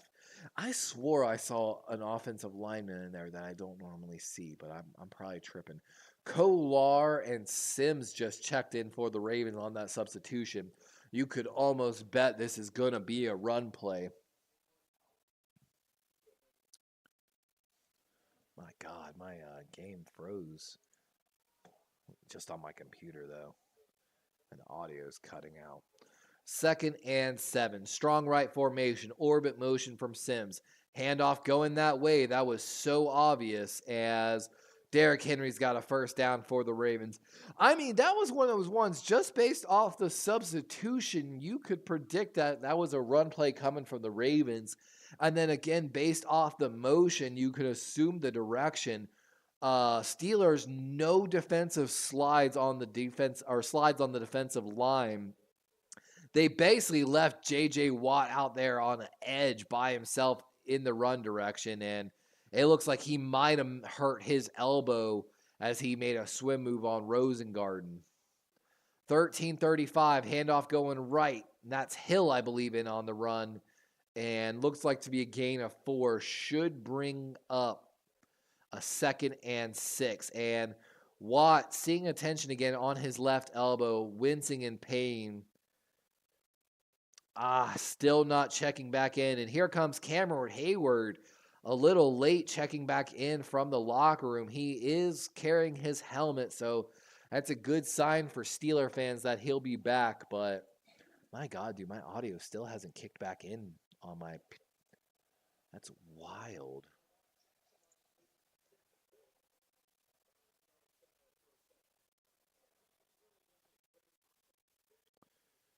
And Justice Hill, short gain. Going to bring up 3rd and short here for the Ravens. And TJ Watt, he's cursing on the sideline.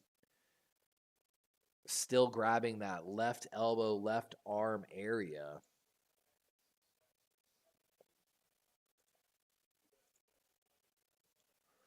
And power I formation. Ravens going to run it. And Henry's not going to get there as number 50 for the Steelers makes a big play. 4th and short. And I'm guessing the Ravens are going to punt this ball. Almost at the 50-yard line. Critique here. I would have loved to have seen the Ravens hard count this. Fake going for it on 4th down. You have everything to gain and nothing to lose. You hard count this, you take the delay of game. It only gives Jordan Stout actually better room to operate on the punt. And of course, if you do get the first down, what is Stout doing there? That is such a weird...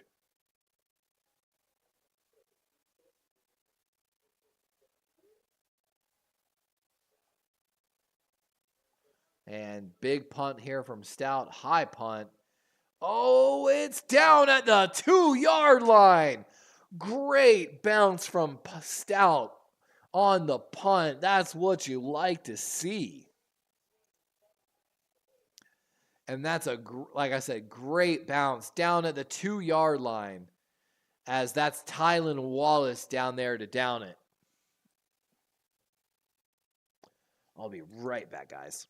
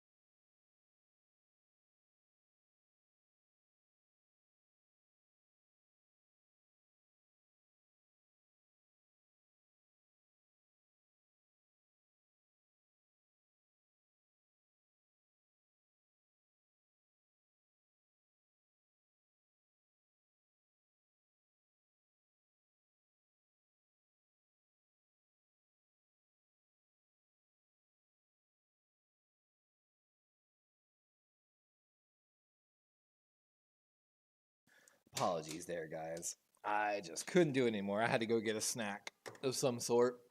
Had to do it. Russ has no middle. Kenny saying this game's over. John Jay coming in with the congratulations already. I appreciate y'all. I'm excited to see. Actually,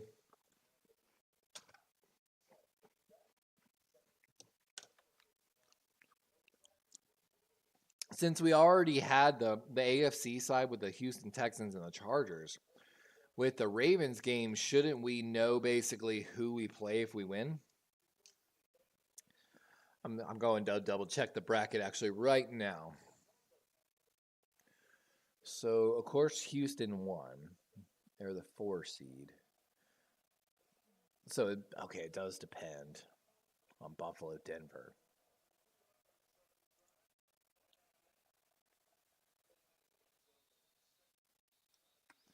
Oh, and Najee Harris barely gets out of the end zone here. Almost a safety.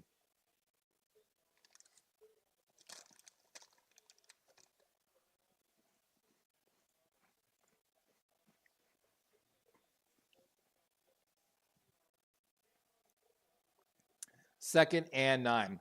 Refs are making sure the substitutions get in.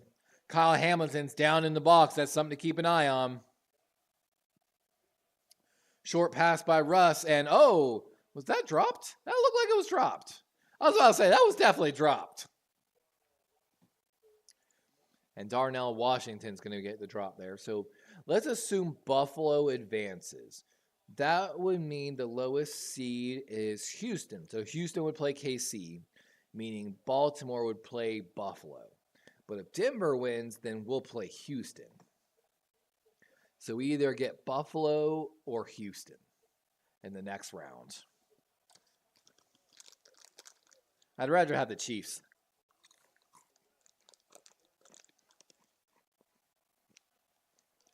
Third and 9. Oh, Wilson almost. Oh, what a hit. Or Darius Washington a little late to the ball, but lays a big hit. And Wilson almost got sacked. And that's Terrell Austin with the catch for the Steelers out of the slot.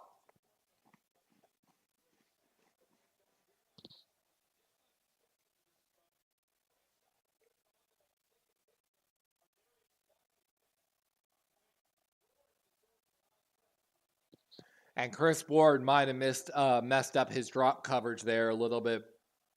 Our Darius was definitely upset with somebody. Little play action. Outlet pass to Jalen Warren. And not much there. That's Malik Harrison in on the tackle with, I think, Kyle Hamilton. And TJ Watt's still not in the game, getting his elbow wrapped heavily. Like, my God, that's basically a cast. They put an elbow pad on it and then wrapped around the elbow pad is what it looked like for Watt. 2nd and 5 for the Steelers. Ball on the 33. Roll out left for Russell. He's going to run for it. And maybe a yard on the play. 3rd and short for the Steelers.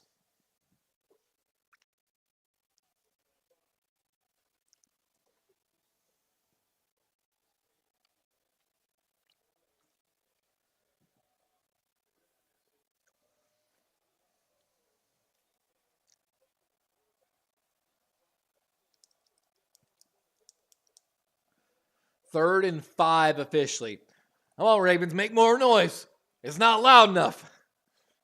Come on. Ravens all up at the line of scrimmage. Pass going deep left. Oh, no, he's got a man. And there's Mike Williams with a huge catch for the Steelers, the former Jet. And he was matched up against Tre'Davious White and just beat him. Yep. Like they're saying, switch release at the line. Just get some space on Tre'Davious, and Tre'Davious never able to catch back up to Mike Williams. That's not a good sign speed-wise if you can't catch Mike Williams. 8:25 here. Ball on the 30-yard line of the Ravens. Play action right. Rolling left. Wilson trying to buy time and throws to Freiermuth, but Malik Harrison's right there, so throws it out. 8:15 left here in the third quarter, so we're about halfway through the third quarter, guys. 21-0, Baltimore still leading. And Watt's already on his film study review. He's looking for the next drive. Oh, I could almost hear what Russell was saying there. I think he said on one for sure at the end there. We've got a motion. It was on one. Buying time. Russell rolling out right. Tavius Robinson and Chase, and they're just going to throw this ball away. 3rd and long for the Steelers. Ravens, if they get a sack, actually could almost make this a harder field goal. And George Pickens is smiling with a Ravens defender. That's not a good sign for the Steelers. Oh, thank you. I can't believe I didn't change my score. Thank you, Jeff. I wish I had something where I could have it just auto do it all. 3rd and 10. Trips right for the Steelers. Ravens bringing it up the middle. Russ is going deep in Skaron. Is that Skoronrick? Van Jefferson is all by himself on the side, and Roquan is screaming at somebody on the Ravens defense. Whoever the right corner was for the Ravens defense, just let him run by. Let's watch here. Is it Kyle? Kyle says something, says inside, and oh no. So I think it was Kyle Hamilton, and Brandon Stevens was with them, but Brandon Stevens had outside containment. Something was odd there.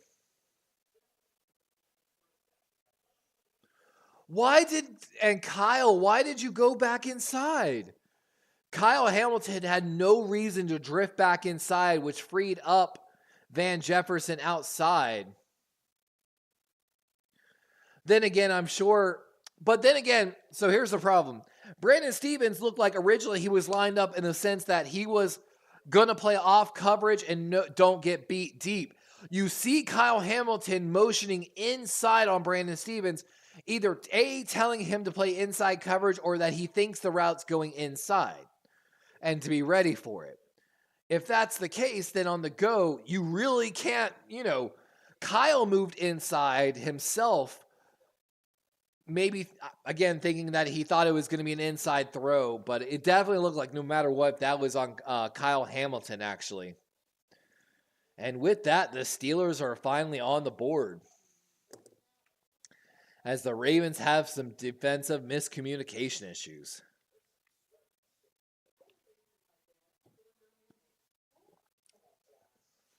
Oh my God, I'm having some little Ritz Bits cheese bites, and they are just so delicious right now because I have not eaten enough today.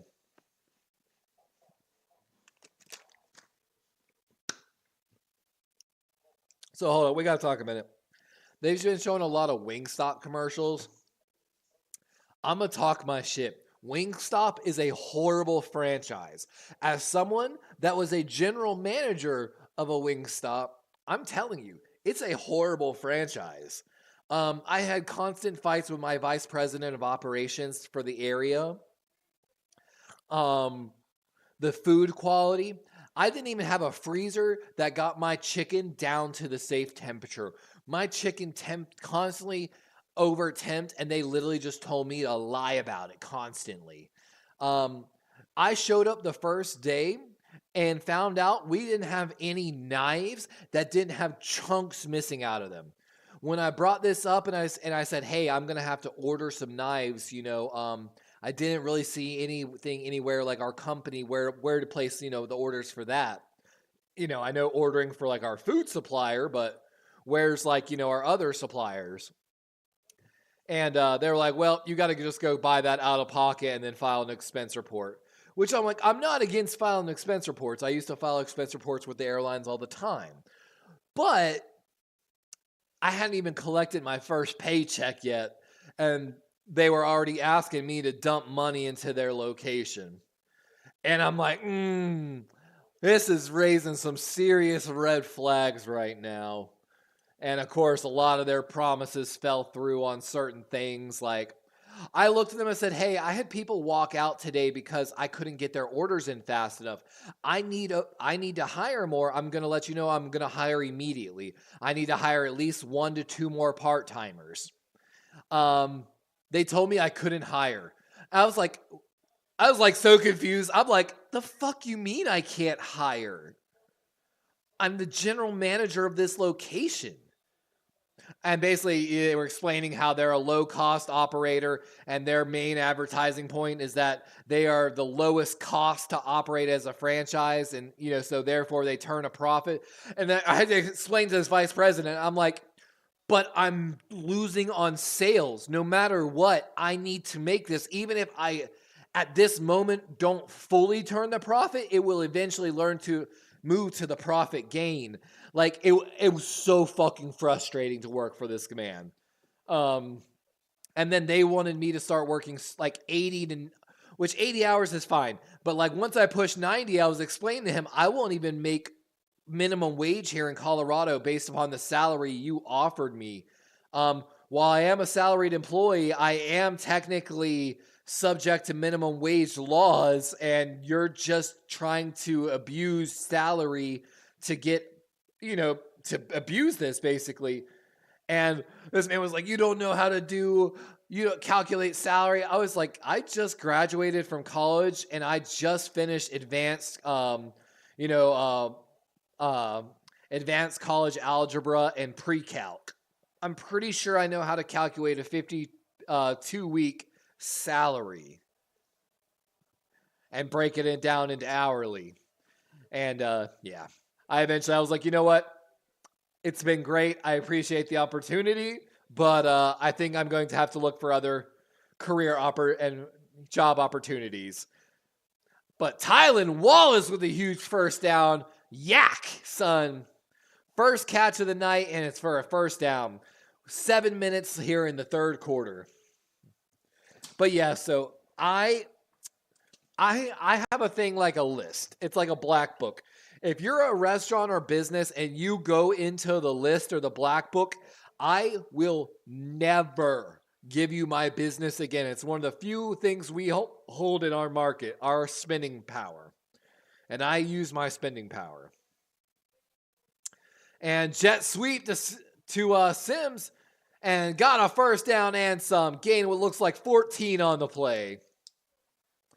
First down, Ravens. Yeah. Wingstop is on my list. I will never give Wingstop my money. Applebee's, I've never worked for, but the food quality has always just been so bad at every location I've gone to across the U.S. that Applebee's, I will never give my money to. I don't care. They can go bankrupt. There's another one I can't think of. And handoff going up the middle. Henry got some space, and he's open. 10-5, and he's in as Derrick Henry breaks off a 44-yard touchdown run to respond. Barring the PAT, 28-7 Ravens. Oh.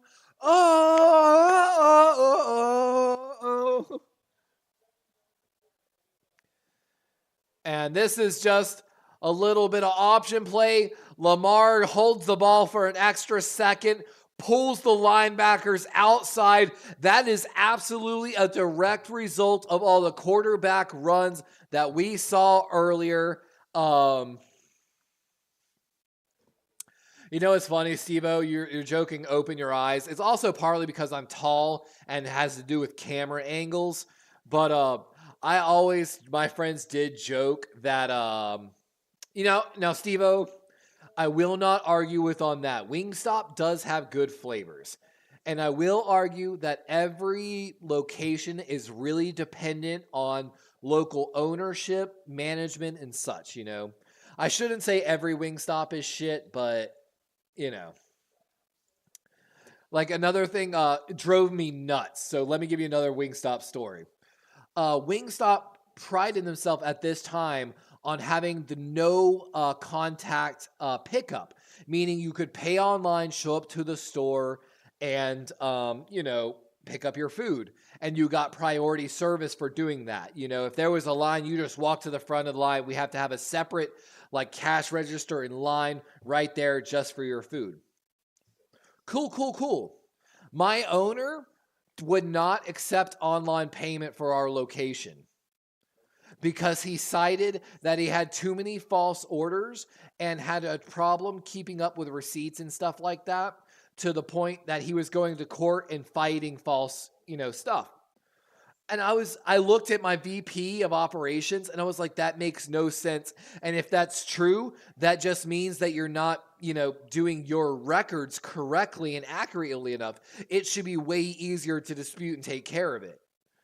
And then, of course, once I got the job, I found out very quickly that, again, they were doing such widespread filing that it would take hours to search through all your receipts and transactions to find it, and that you could break it down way easier and make it like a 15-minute process max. And again, that was part of the process. Is I had people who would come in and they were expecting, and then not on top of that, not only did they have to pay, but then I also had to do identity ID stuff, or identity verification, like have them pull out their IDs and stuff. And like, I was like, you're going against the franchise policy, and also, again, creating problems and losing sales. Only because your previous GMs weren't doing their jobs adequately. And they were like, nope, you can't do anything. We just want you to work 90 hours a week. And I'm like, yeah, fuck this. Wingstop moved a block from Buffalo, and Buffalo Wild Wings super overpriced for super mid food.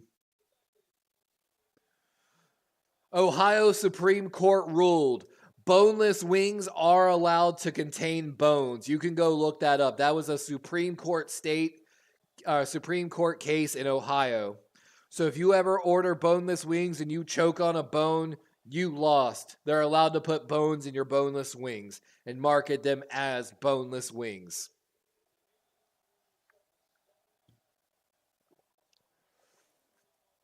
And there they're showing Lamar holds it for so long. The defensive ends and edge, linebackers, everyone follows Lamar, and Henry just walks it in 44 yards like it's easy. I'll admit, though, Steve-O, when I was at Wingstop, the food was really delicious. Like, I enjoyed eating the Wingstop food. I also had a really great Latino Hispanic cook. She spoke no English, but I loved her so much. Like, she was a great employee. And actually, I told her after working with her for the first, 2 or 3 weeks, I found someone that would, and like she could understand me, but she couldn't talk. And I told her, I was like, I don't care if you can speak English. It makes no difference in how we work together. You do a great job. You never call out. Your work is precise. You're clean. I told her, honestly, I would like to give you a raise, and as soon as I can clear it, I'm going to give you a raise. I think you're that valuable to keep around as an employee. I loved her. And like I said, her not being able to speak English made no difference in our ability to work together, to be honest with you. One of my favorite things I used to do with her is whenever our limes and lemons would expire and I had to throw them out, of course, I would account for them as waste. But what she would ask me is, she asked me if she could have some. And so I would give her lemons and limes, and she would actually make fresh squeezed lemonade. We wouldn't sell it, of course, because that goes against all kinds of rules. But basically, it was so good too. She knew just the perfect ratios, how to do it. And she would make fresh lemonade for us and all the employees basically for the day. So in my opinion, it saved me money too, because my employees weren't drinking soda or whatever else, tea they're drinking on shift. They were drinking something that I was already going to basically throw in the trash. So it was a win-win for me. Everyone liked it. They felt it was like a cool little fun event.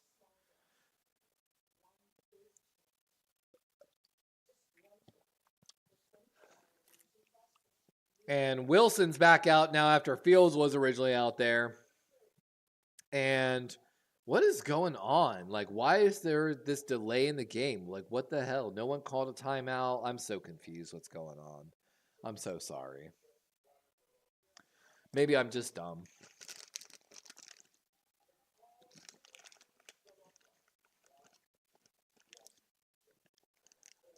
I would just like to thank the football gods, whatever football gods exist, for giving us this giant lead. I hope they continue to look over us as we continue this football dominance over the Pittsburgh Steelers. It's great for my blood pressure to not have to be so worked up in WildCard weekend.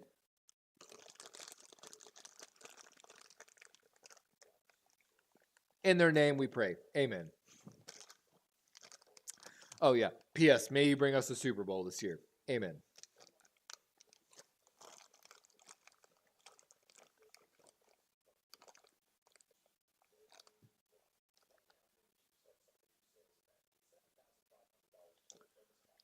God is good. God is great. Please bring a Super Bowl to LJ8. Put it on a t-shirt.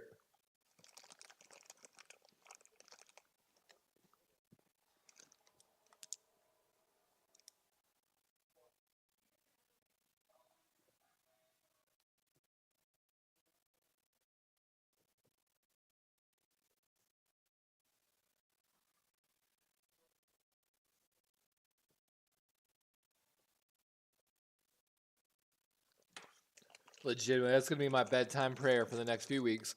God is good. God is great. Please bring a Super Bowl to LJ8.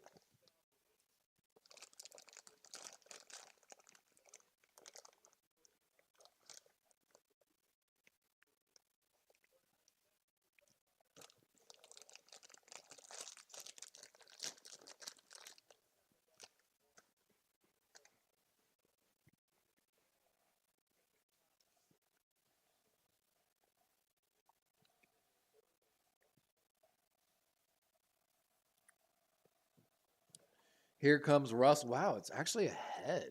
Wow. They're trying to get the NFL to explain why the game was stopped. We still don't know why the game was stopped according to the NFL. Now, this broadcast ahead, what is going on? The broadcasts keep desynchronizing. My TV was ahead a minute ago. Now my PC's broadcast is ahead. I am so confused what's going on right now. Wait, no, it's that far behind. Oh my God, I'm so confused. Najee Harris just broke off a huge run. That's wild. This broadcast is so far behind now. I'm so confused. Did they stop for a broadcasting timeout because they're having issues? Now it's all synced up again. Motion by the Steelers here. Handoff going left. Ravens are all over it, though. And oh, my God. Brandon Stephens and Tavius Robinson lay the wood. Ball's out. And I think the Steelers have it. But my God. The Ravens plugged the hole right. And then Brandon Stephens comes in first man to really hit Najee. And then Tavius Robinson comes in and lays a hammer. Who else is there? Is that Ojabo? And that ball is clearly out before he's down. Najee's a little, I think, shaken up after the play as well. 2nd and 9. Russ with shotgun drop. Going deep down the right sideline. And oh my God, Pickens avoids a huge hit. And coverage was by Wiggins, and Pickens is going to have his first touchdown of the game. What a sequence of plays. Wiggins got beat on the man coverage. The safety came in looking to fucking decleat Pickens.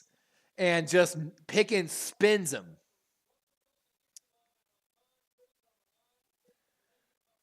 And that's a Darius Washington a little late coming over. And a Darius, what a horrible tackle attempt by our Darius. And that's why, again, Darius is not a starter, guys. I hate to be that bearer of bad news. I hate to be that bearer of bad news. That's why Adarius is not a starter. Adarius had every opportunity to make that not a touchdown. And he didn't lay the wood, and he just ran through. It looked like he thought Nate was going to tackle him, or he was going to run out of bounds, or what. I don't know. Maybe Darius was scared of the penalty. I take a 15-yard penalty over a 40-yard touchdown catch. But that was, I'm not going to lie, a little frustrating to watch, to be honest with you. And now, technically, 2 times the Ravens' safeties have become the problem.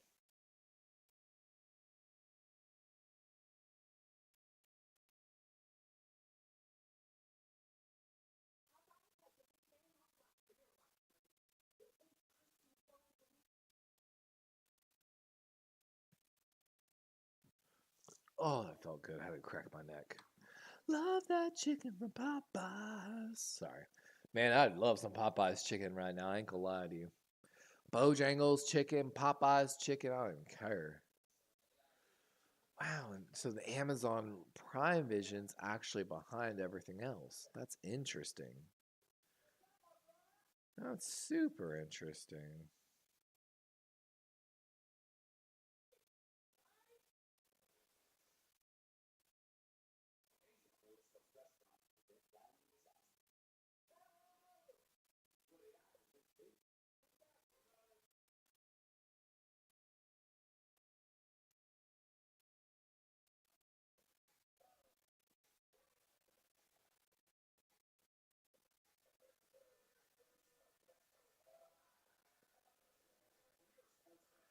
It's funny how it's so desynced now.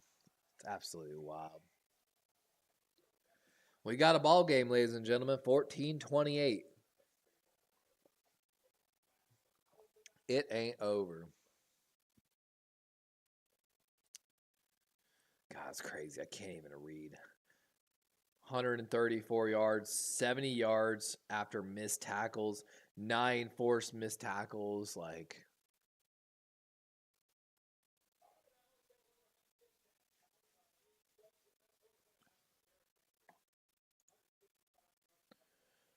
I'm trying so hard to get these synced back up so I'm not watching something and listening to something that aren't synced, basically. Why are they so off?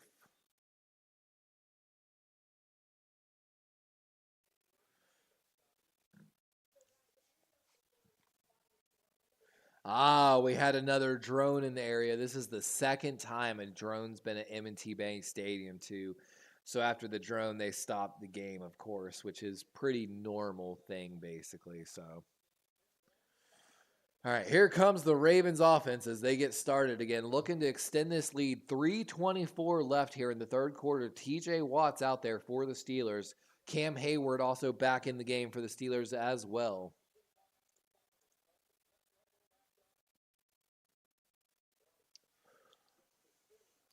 Shotgun snap here. Justice Hill motioning out of the backfield, and we've got a flag. It's going to be a false start. Was it on Ronnie Stanley again? Rosengard, opposite side on the right tackle this time, and my audio just kicked out. It's still recording me, so it's just the game audio. I'm going to take off part of my headset so I can hear from the TV. 1st and 15 after the false start. 3:24 again on the clock. Ball on the 25-yard line after the penalty. Aguilar in motion for the Ravens. Lamar looking his way, going back across the left side, and Mark Andrews looks like he wanted a penalty, not going to get one. Deshaun Elliott, the former Raven out of Texas, the free safety in coverage on him. And let's see here. Mark Andrews lined up on the right side. He's just, that's that same route that we saw Isaiah likely run earlier. That's just a deep crosser, but unable to gain any type of separation on the play with Elliott bearing down on him. Hill with a little bit of motion, going to be a handoff, or a quarterback keep, actually, to Jackson. And he's across the 50 down to the, across the 30 down to the 31.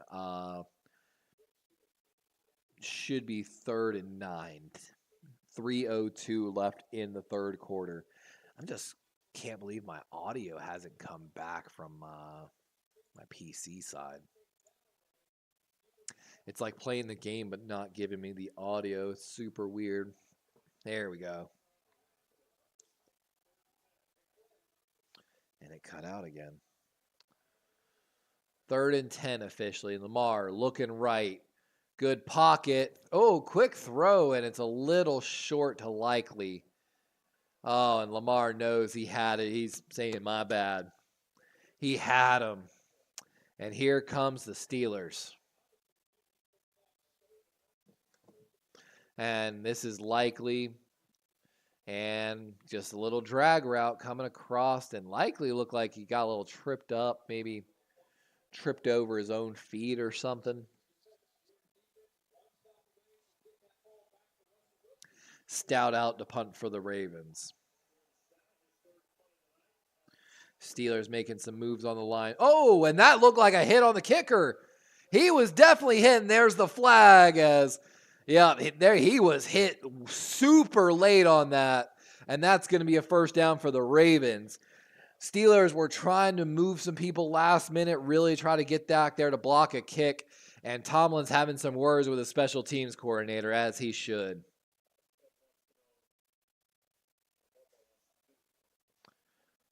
Harbaugh's going to take this penalty, accept it. Yeah, there's 23, absolutely. 23 was lined up as a gunner, and he comes trying to time this in, running in, and way after the kick's over, ends up running into Stout and knocking him to the ground. That's Kazi for the Steelers, and huge, costly mistake for the Steelers. That's going to give the Ravens a fresh set of downs as they come back from the commercial. 2:27 on the clock. But wait, is it not a full 15 because it was unintentional? Because there's 2 different penalties for running into the kicker, if I'm not mistaken.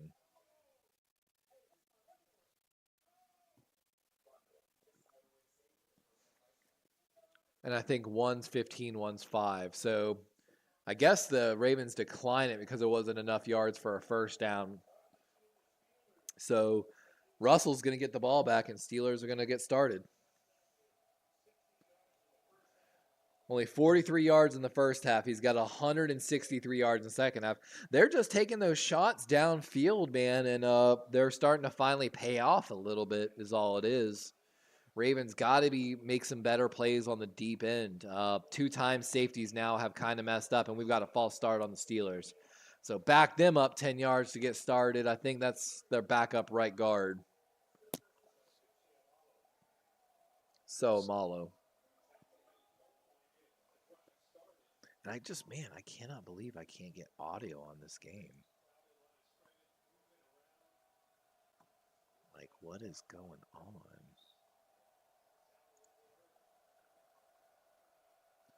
Oh, it was the tackle, actually. My apologies. 1st and 15. Ball on the 20-yard line. Ravens showing pressure up at the line of scrimmage. Back out of it. Only bring 4. Over the middle. That's Najee. And he gets away on second effort. Looks like a Raven knocked someone off of him, actually. And pretty good gain. Would have been only about 5 yards. Definitely gets more as they're going no huddle here on 2nd and 4. They're trying to pick up the pace, maybe cause some miscommunications here. Maybe, definitely a little bit of that hurry up to slow down, Peyton Manning style. Just get them lined up and then make your call at the line. Russell looking left, getting pressured, and he's just going to toss this one out of bounds right. 3rd and 4 with 1:49 left here in the third quarter. Hi, baby boo. What's up? What you doing? Yeah, what's going on? Mom must be in the bathroom because you're not napping with her. That's the only reason you'd be in here. Sorry, my dog came in saying hi to her. 3rd and 4. Oh, is that Mom? What's Mom? Is she coughing? Ravens look like they're bringing blitz. They bring a delayed one, slant over the middle, and Kyle Hamilton. That's a little 14-on-14 action there. Pickens gets the catch with Hamilton in coverage. 14-on-14. Or I'm sorry, that was Humphrey in coverage. My apologies.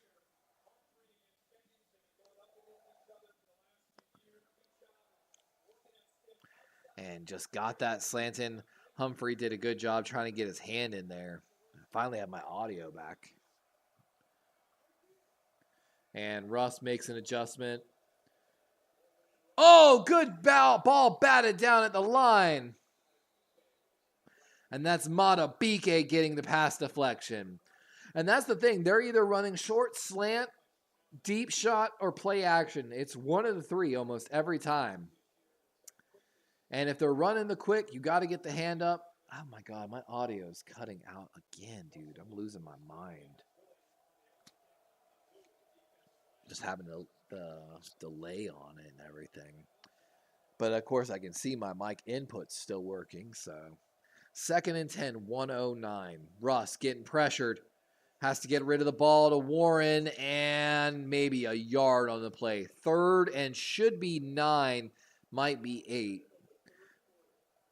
And we're going to this is going to be the final play of the 3rd quarter more than likely with 50 seconds on the game clock, 28 on the play clock. And Humphrey is slow to get up. And he's going to jog off the field, I think, so they don't have to use a timeout. He's pulling his chest pads down. He might have just had the wind knocked out of him. He's pointing at his left hand. So I think actually a left hand injury. Pittsburgh now up to 192 yards here in the 3rd quarter. Big 3rd and 8 for the Steelers.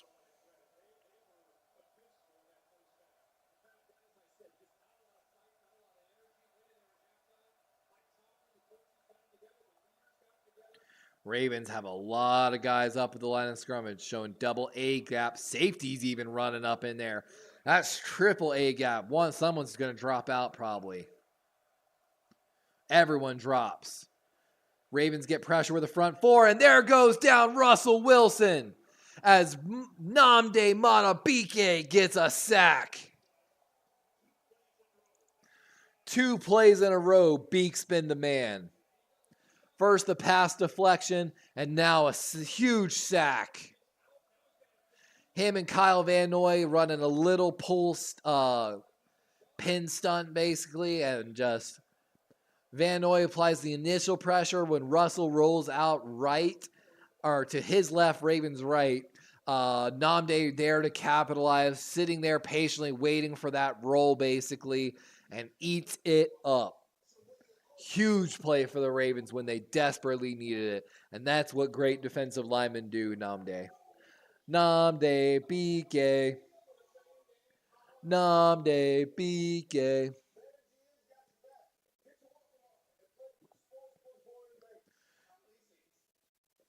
Nnamdi Bike. Toby Njuku Ngwigwe. Toby Njoku Ngwigwe. Njoku.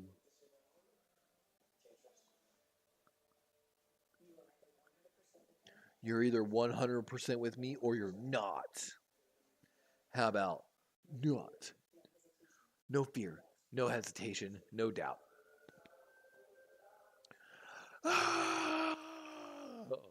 Huge play, huge play. We needed to cool down the Steelers' offense, get this ball back, start the 4th quarter, and hopefully put 3 to 7 more points on the board before it's over. Terradome said, that's how you run a TE stunt. Yep. That tackle must know how to contain and be ferocious about it. Great rep. Exactly. They call it all old pull and pin too sometimes, where you basically what someone pins on the inside. The defensive tackle comes outside, he pins there, the guard tackle basically, while the edge then bends inside behind the pin basically. I love it, man. What's really funny is my first real reps of playing football weren't till middle school. And it was after I was a soccer star. I started wrestling for high school and middle school. And we had a coach. His name was Coach Hawks. He convinced me to walk out, I think it was my sixth grade year or something like that. And I think it was my sixth grade year. And I started as a defensive lineman, as a D tackle, because I was actually a bigger, huskier kid. And I kept getting sack after sack after sack on the coach who was actually running as the quarterback.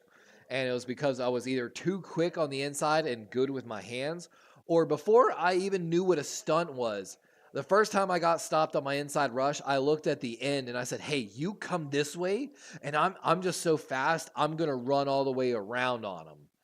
And sure as shit, I kept getting sacks.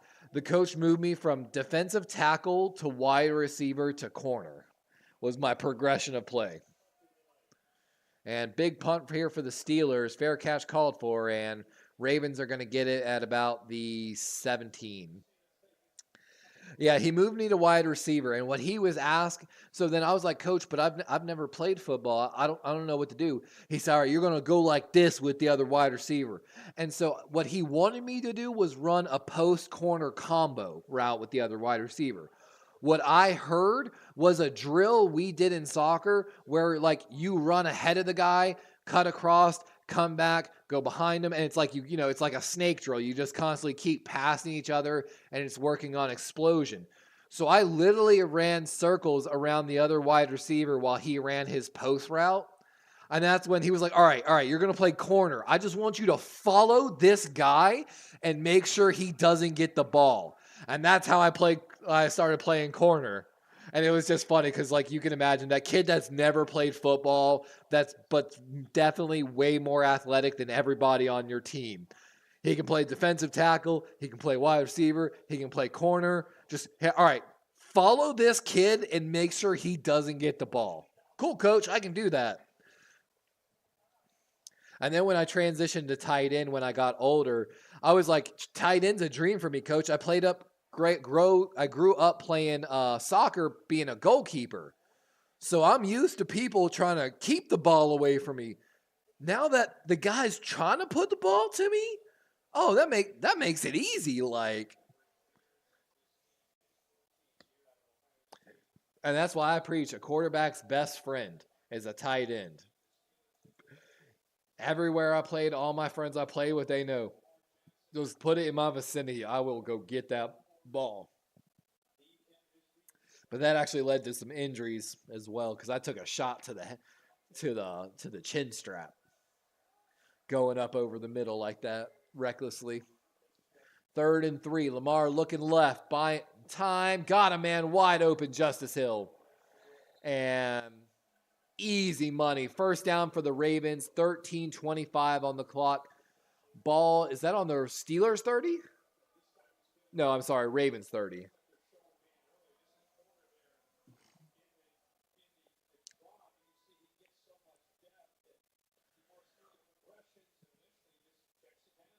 Yep, just a little check down throw. Super easy. 1st and 10. Lamar now 15 and 19 for 172 yards, 2 touchdowns. Handoff to Henry, going left on a little zone and maybe 3-4 yards. Monkey barrels was fun. I remember one time I got played at guard, and I got destroyed playing guard. We needed bodies at offensive line. And I always wonder, I'm like, why didn't you take the tackle, move him to guard, and have me play tackle since I was a tight end? But, coach, whatever you ask, I'll do.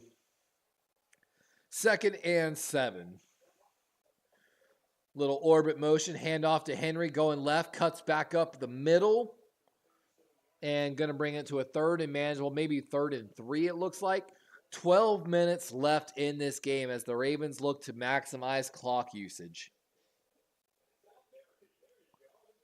And there's Todd Monken. Of course, Todd Monken's already got 2 head coaching interviews, or requests for interviews, I should say.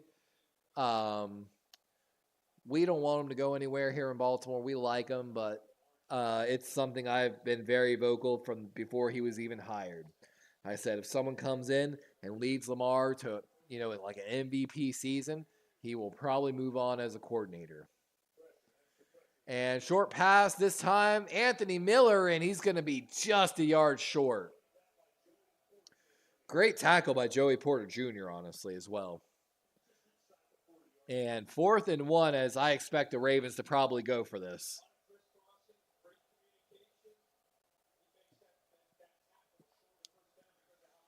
And offensive line still out there, so Ravens are going to go for it.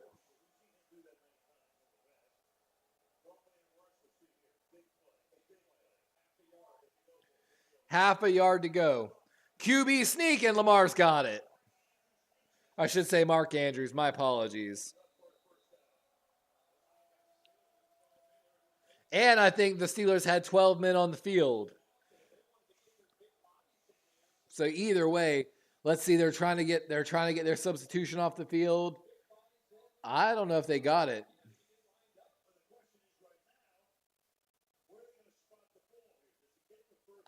He absolutely got the first down. That's not even a question.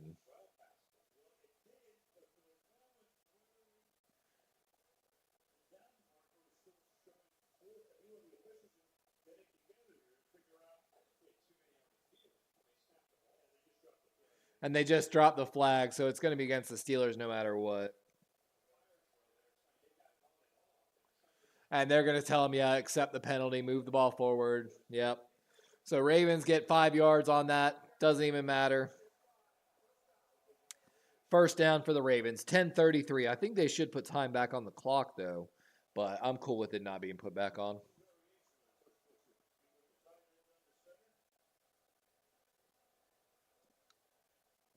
It makes so much sense to put a 6'5", 6'9", 6'7" tight end under center for that sneak instead of the 6-foot quarterback. 6'1", 6'2", I should say. I think Lamar's 6'1" or 6'2". Oh, and we've got 74 checking in extra offensive linemen here, so we've got basically a goal line formation in here for the Ravens, even though it's a 1st and 10. No wide receivers. Isaiah Likely, the only tight end not online. Handoff going left and maybe 2 yards or so. Interesting play call choice. The Wi-Fi is back, so... Hey, I think we're back. Sorry, it looks like the internet blipped out for a second. If y'all are still there, you might have to refresh your stream. But it shows I'm back up and live, so... 2nd and 9 here for the Ravens. Ball on the 44-yard line of the Ravens. Ricard motioning. Henry going to run that way. It might be just Hill, actually. And nothing. Lamar, pass over the middle and drop by Tylan Wallace.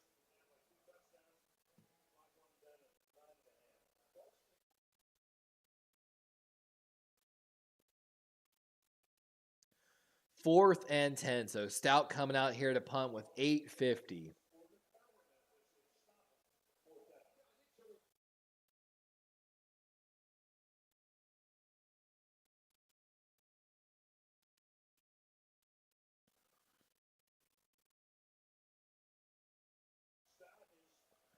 Jordan Stout with the punt. Good punt. High one. And, he's going to get a return here. And Calvin Austin, oh my God. Big tackle by number 27 there. As Calvin Austin looked like he was about to make some magic happen for the Steelers. 14-point ball game with 8:36 left in the fourth quarter. It's going to be close, guys. I will be right back. I want to go check something real quick.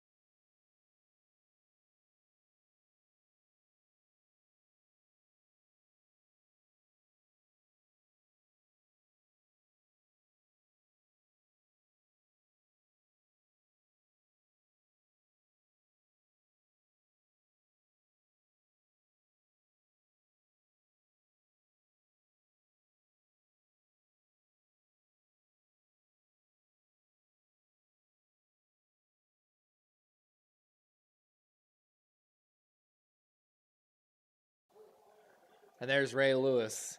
Looks like he came out. Is that the fourth quarter he's out there in the end zone? All right, 1st and 10 for the Steelers. Russell having to roll out right. He's getting chased. And Travis Jones was coming for him, man.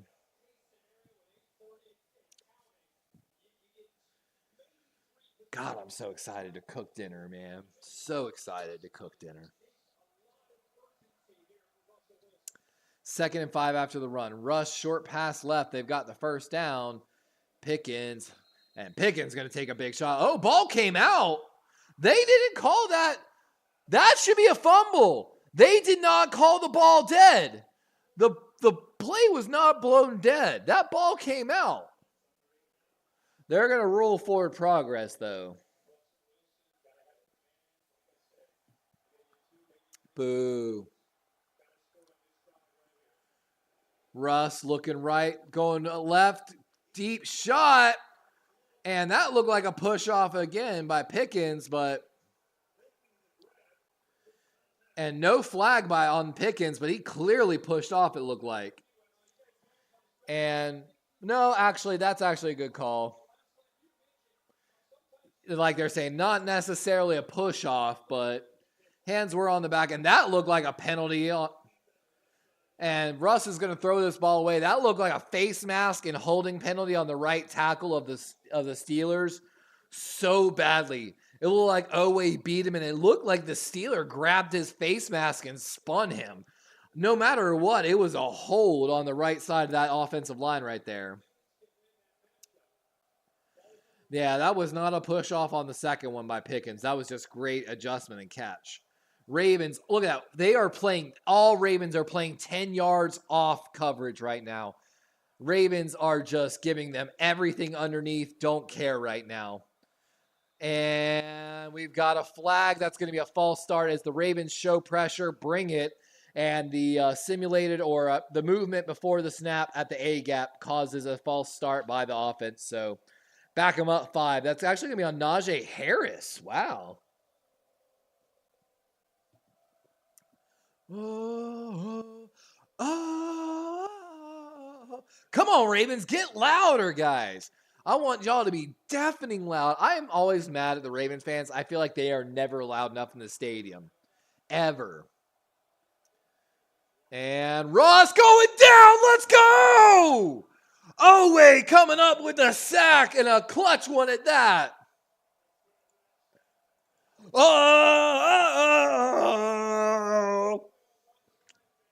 I got biceps too, Owe. I need better tricep development, though. Let's see.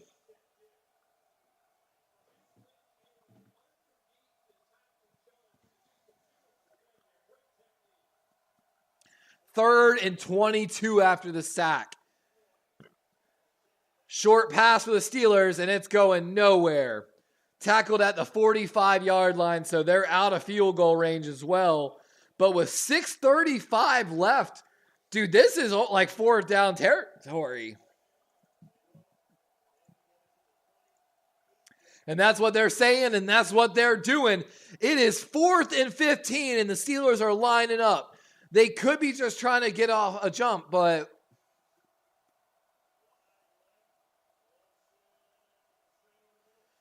and Wilson's just going to chuck it deep into double coverage.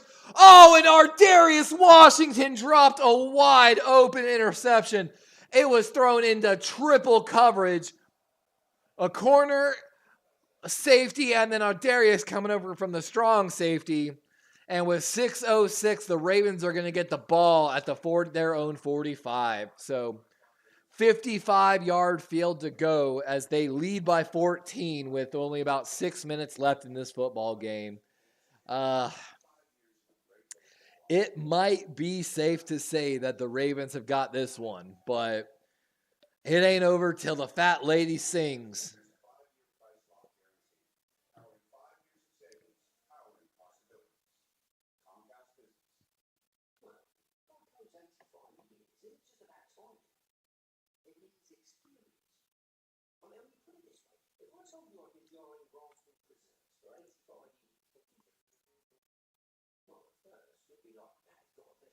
Well, at first, you gotta be like, that's some scrumptious jam.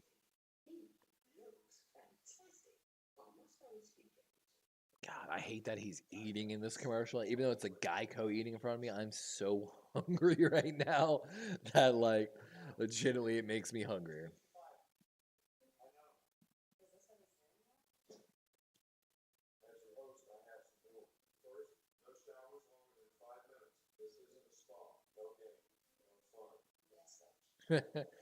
I like this Nick Saban commercial. Is this an Airbnb Nick Saban commercial?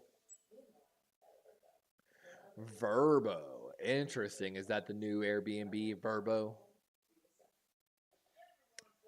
That makes sense.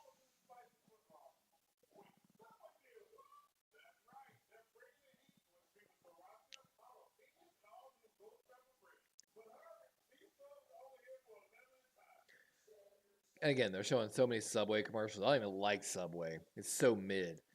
But starving.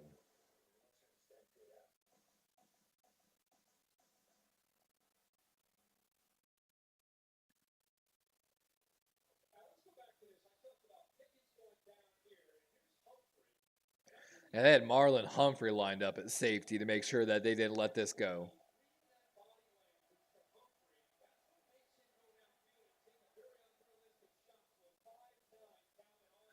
Yeah, 5'9". I wasn't even George Pickens they were targeting. That's 5'9" Calvin Austin.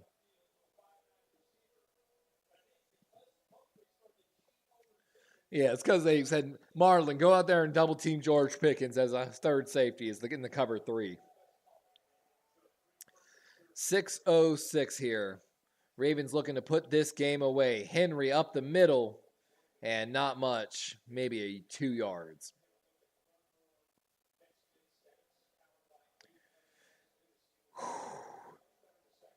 Steelers defense entering this drive, 227 rushing yards allowed after contact. That's the most by any defense this regular or postseason. But I mean, all of the credit also to Derrick Henry and Lamar, what they've done today for the running game. And Derek always gets stronger as the season goes on. That has always been the story of Derrick Henry. As the season goes on, people want to tackle him less. Lamar going to keep it. We've got a good block by Likely, and Lamar is just a yard short. It's 3rd and 1, but they are across the 50-yard line.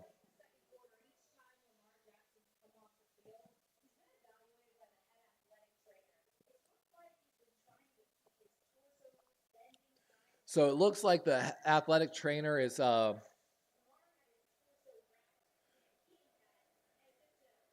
Lamar is having back and abdominal issues, which is, and Lamar telling the fans to stop chanting. Lamar's are chanting MVP in the stadium, and Lamar can't hear, or the offense can't hear. And Lamar and the offense literally just had to tell the fans to stop and how to be fans. Like,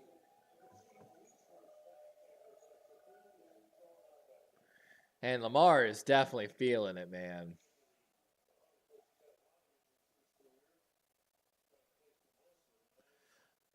I'd like to see him just kind of finish, be out almost. Like, he is definitely in pain, guys. It's not what I like to see. It's, if you didn't watch earlier, Lamar, as he was rolling, Steeler player just kind of going over top of him, caught like knee to the back. So he took a knee to the kidney. He is in pain right now. Like, hand off to Henry, and hopefully Lamar does not have to carry the ball anymore. With 3:50 and ticking here. Let's see, they're going to run the ball again. There's 30 seconds. That'll be about 3:10. Maybe 3rd down. They can run another 30 seconds. It'll be about 2:40 on the clock, 2:40 on the clock. If they don't convert the 3rd down, then they can run another 45 to 60 off the clock.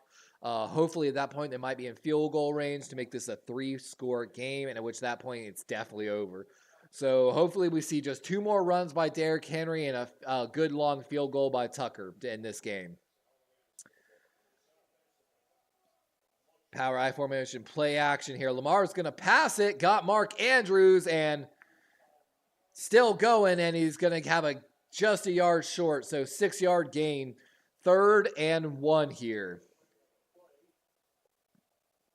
We've got a late flag.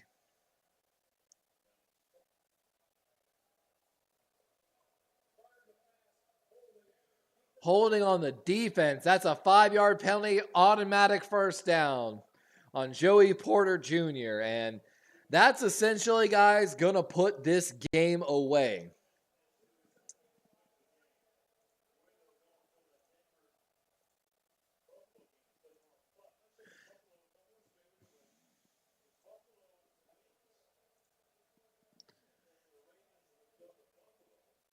Oh, the Buffalo? Will we go to Buffalo? Yeah, that would make sense. Yep. And Henry. And that's another 9-yard gain as the Ravens are slowly pushing for a touchdown at this point, running. 183 yards rushing for Derrick Henry today. It's good to know that probably the J.J. Watt elbow injury isn't serious. You know, I never want to see like a big injury for a great player. So good to see that he's, you know, I think he's on the sideline because he knows this game's over. But 234, just nothing but power eye here from the Ravens. Handoff this time left to Hill, and he's got the 1st down. And that's going to bring us to the 2-minute warning.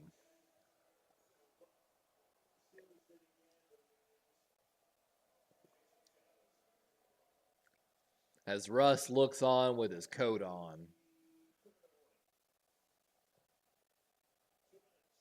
Steel Country, you need to learn to well better. Joking, of course. Man, either way, it's a great one. Tomlin knew. Look at Lamar's grill, bro. Is that his mouth guard or a grill?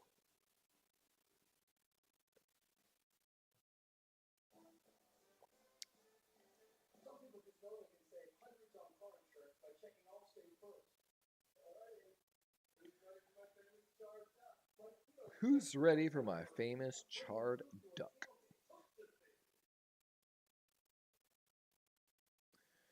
Oh, I'm so excited to go start cooking this jambalaya rice.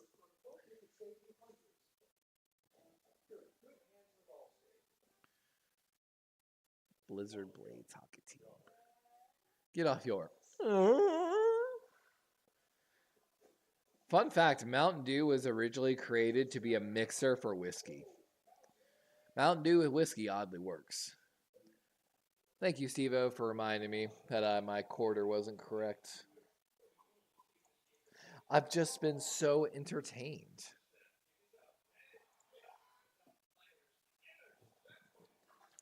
I actually need to...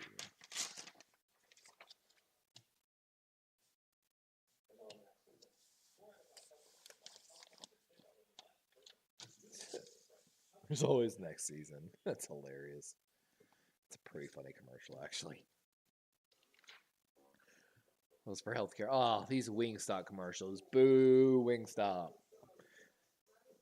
It is so delicious, though. I'm a garlic parmesan type of guy, too, so, like...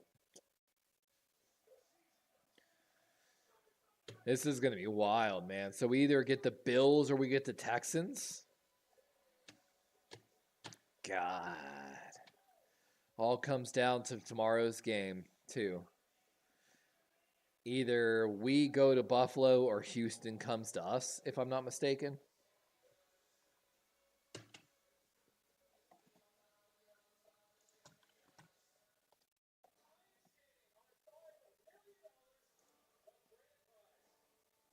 Love they're doing a Beast Games promotion here for Amazon. It is on Amazon. I don't know if I'm going to watch Beast Games, to be honest with you.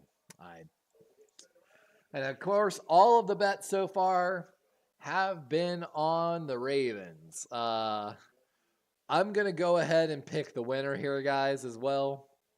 Assuming a little bit. Congratulations to everyone who put their bets in on the Ravens. You won some points.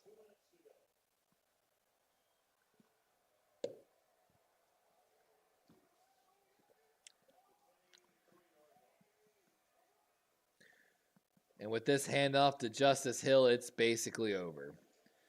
Steelers do have all 3 timeouts, but there's just... They're going to use their timeout. So this is going to be a little bit like basketball here. The final 30 seconds taking 2 minutes, or the final 2 minutes taking 5 minutes, because it would appear that the Steelers are going to use every timeout.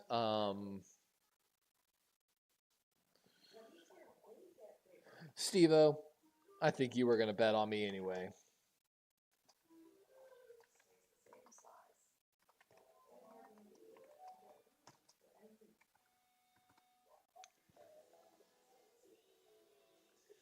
Back, baby, 'cause I'm just a teenage dirtbag baby. Sorry.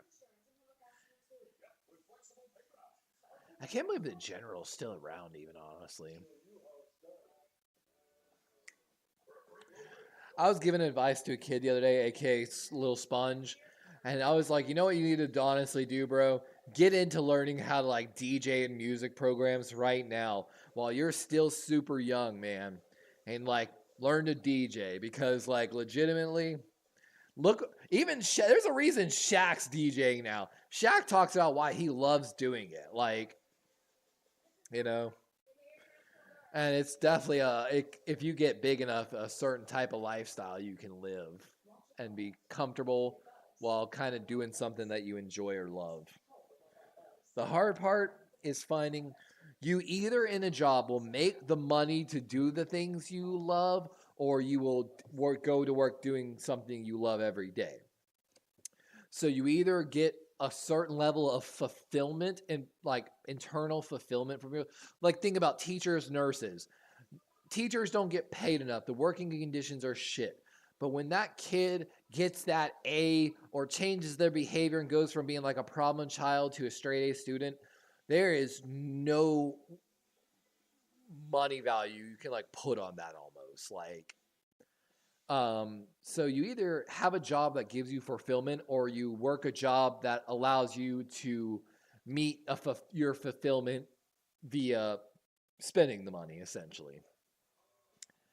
And that's why I joke that I would love to be a scout, because I truly feel that it would be the combination. A job that I love that could potentially lead one day to also a job not only that I love, that also gives me the opportunity to do other things that I love, like, travel and such. And Henry up the middle, and just a yard short of the first down. Terradome says, I like the 47 rushing attempts and 27 pass attempts by the Ravens as well. And that's what I wanted to see, Terradome. Terradome, the true beauty of all of Lamar's rushing attempts, though, I don't know if you were here when we were talking about it earlier. So when Lamar was running, what it happened is it caused the defensive ends to start playing very conservatively and respecting Lamar. Previously, they were crashing super hard on the inside runs, and by freezing them and having them even think for a second Lamar was going to keep that ball inside, it freed up and actually opened up the inside running game, which has actually been one of the deficiencies of the Baltimore Ravens this season. It was beautiful. I don't know if Monken game planned it or not, but it was beautiful to watch. It's truly how you truly utilize Lamar to his maximum. And we've got a tight end push, tight end sneak. And with that, the Ravens have a first down. That is the ball game, ladies and gentlemen. The Ravens can kneel the ball to finish the game. And a little bit of pushing and shoving there at the end. Why does the time say 9:39 still? I don't know what time. Oh, my Gamecast probably froze a while ago. My apologies. Whenever I blipped out and lost internet connection for a minute, it probably froze that, and I needed to refresh it. Should have told me earlier, Steve. Yell at me quicker, Steve-O. Yell at me faster. But with that, now the Raven fans are getting loud. Tony Gonzalez is dapping up people, getting ready for his post-game interview. Raven fans are getting ready to head to the exit because it's over. Could be a road game, could be a home game, who knows?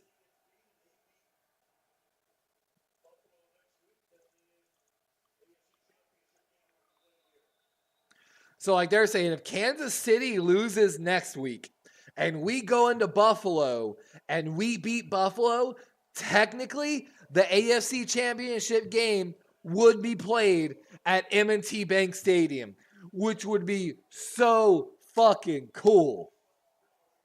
And like Jeff told us earlier, for real. For real. But with that, the refs have said it officially. That is the end of the game.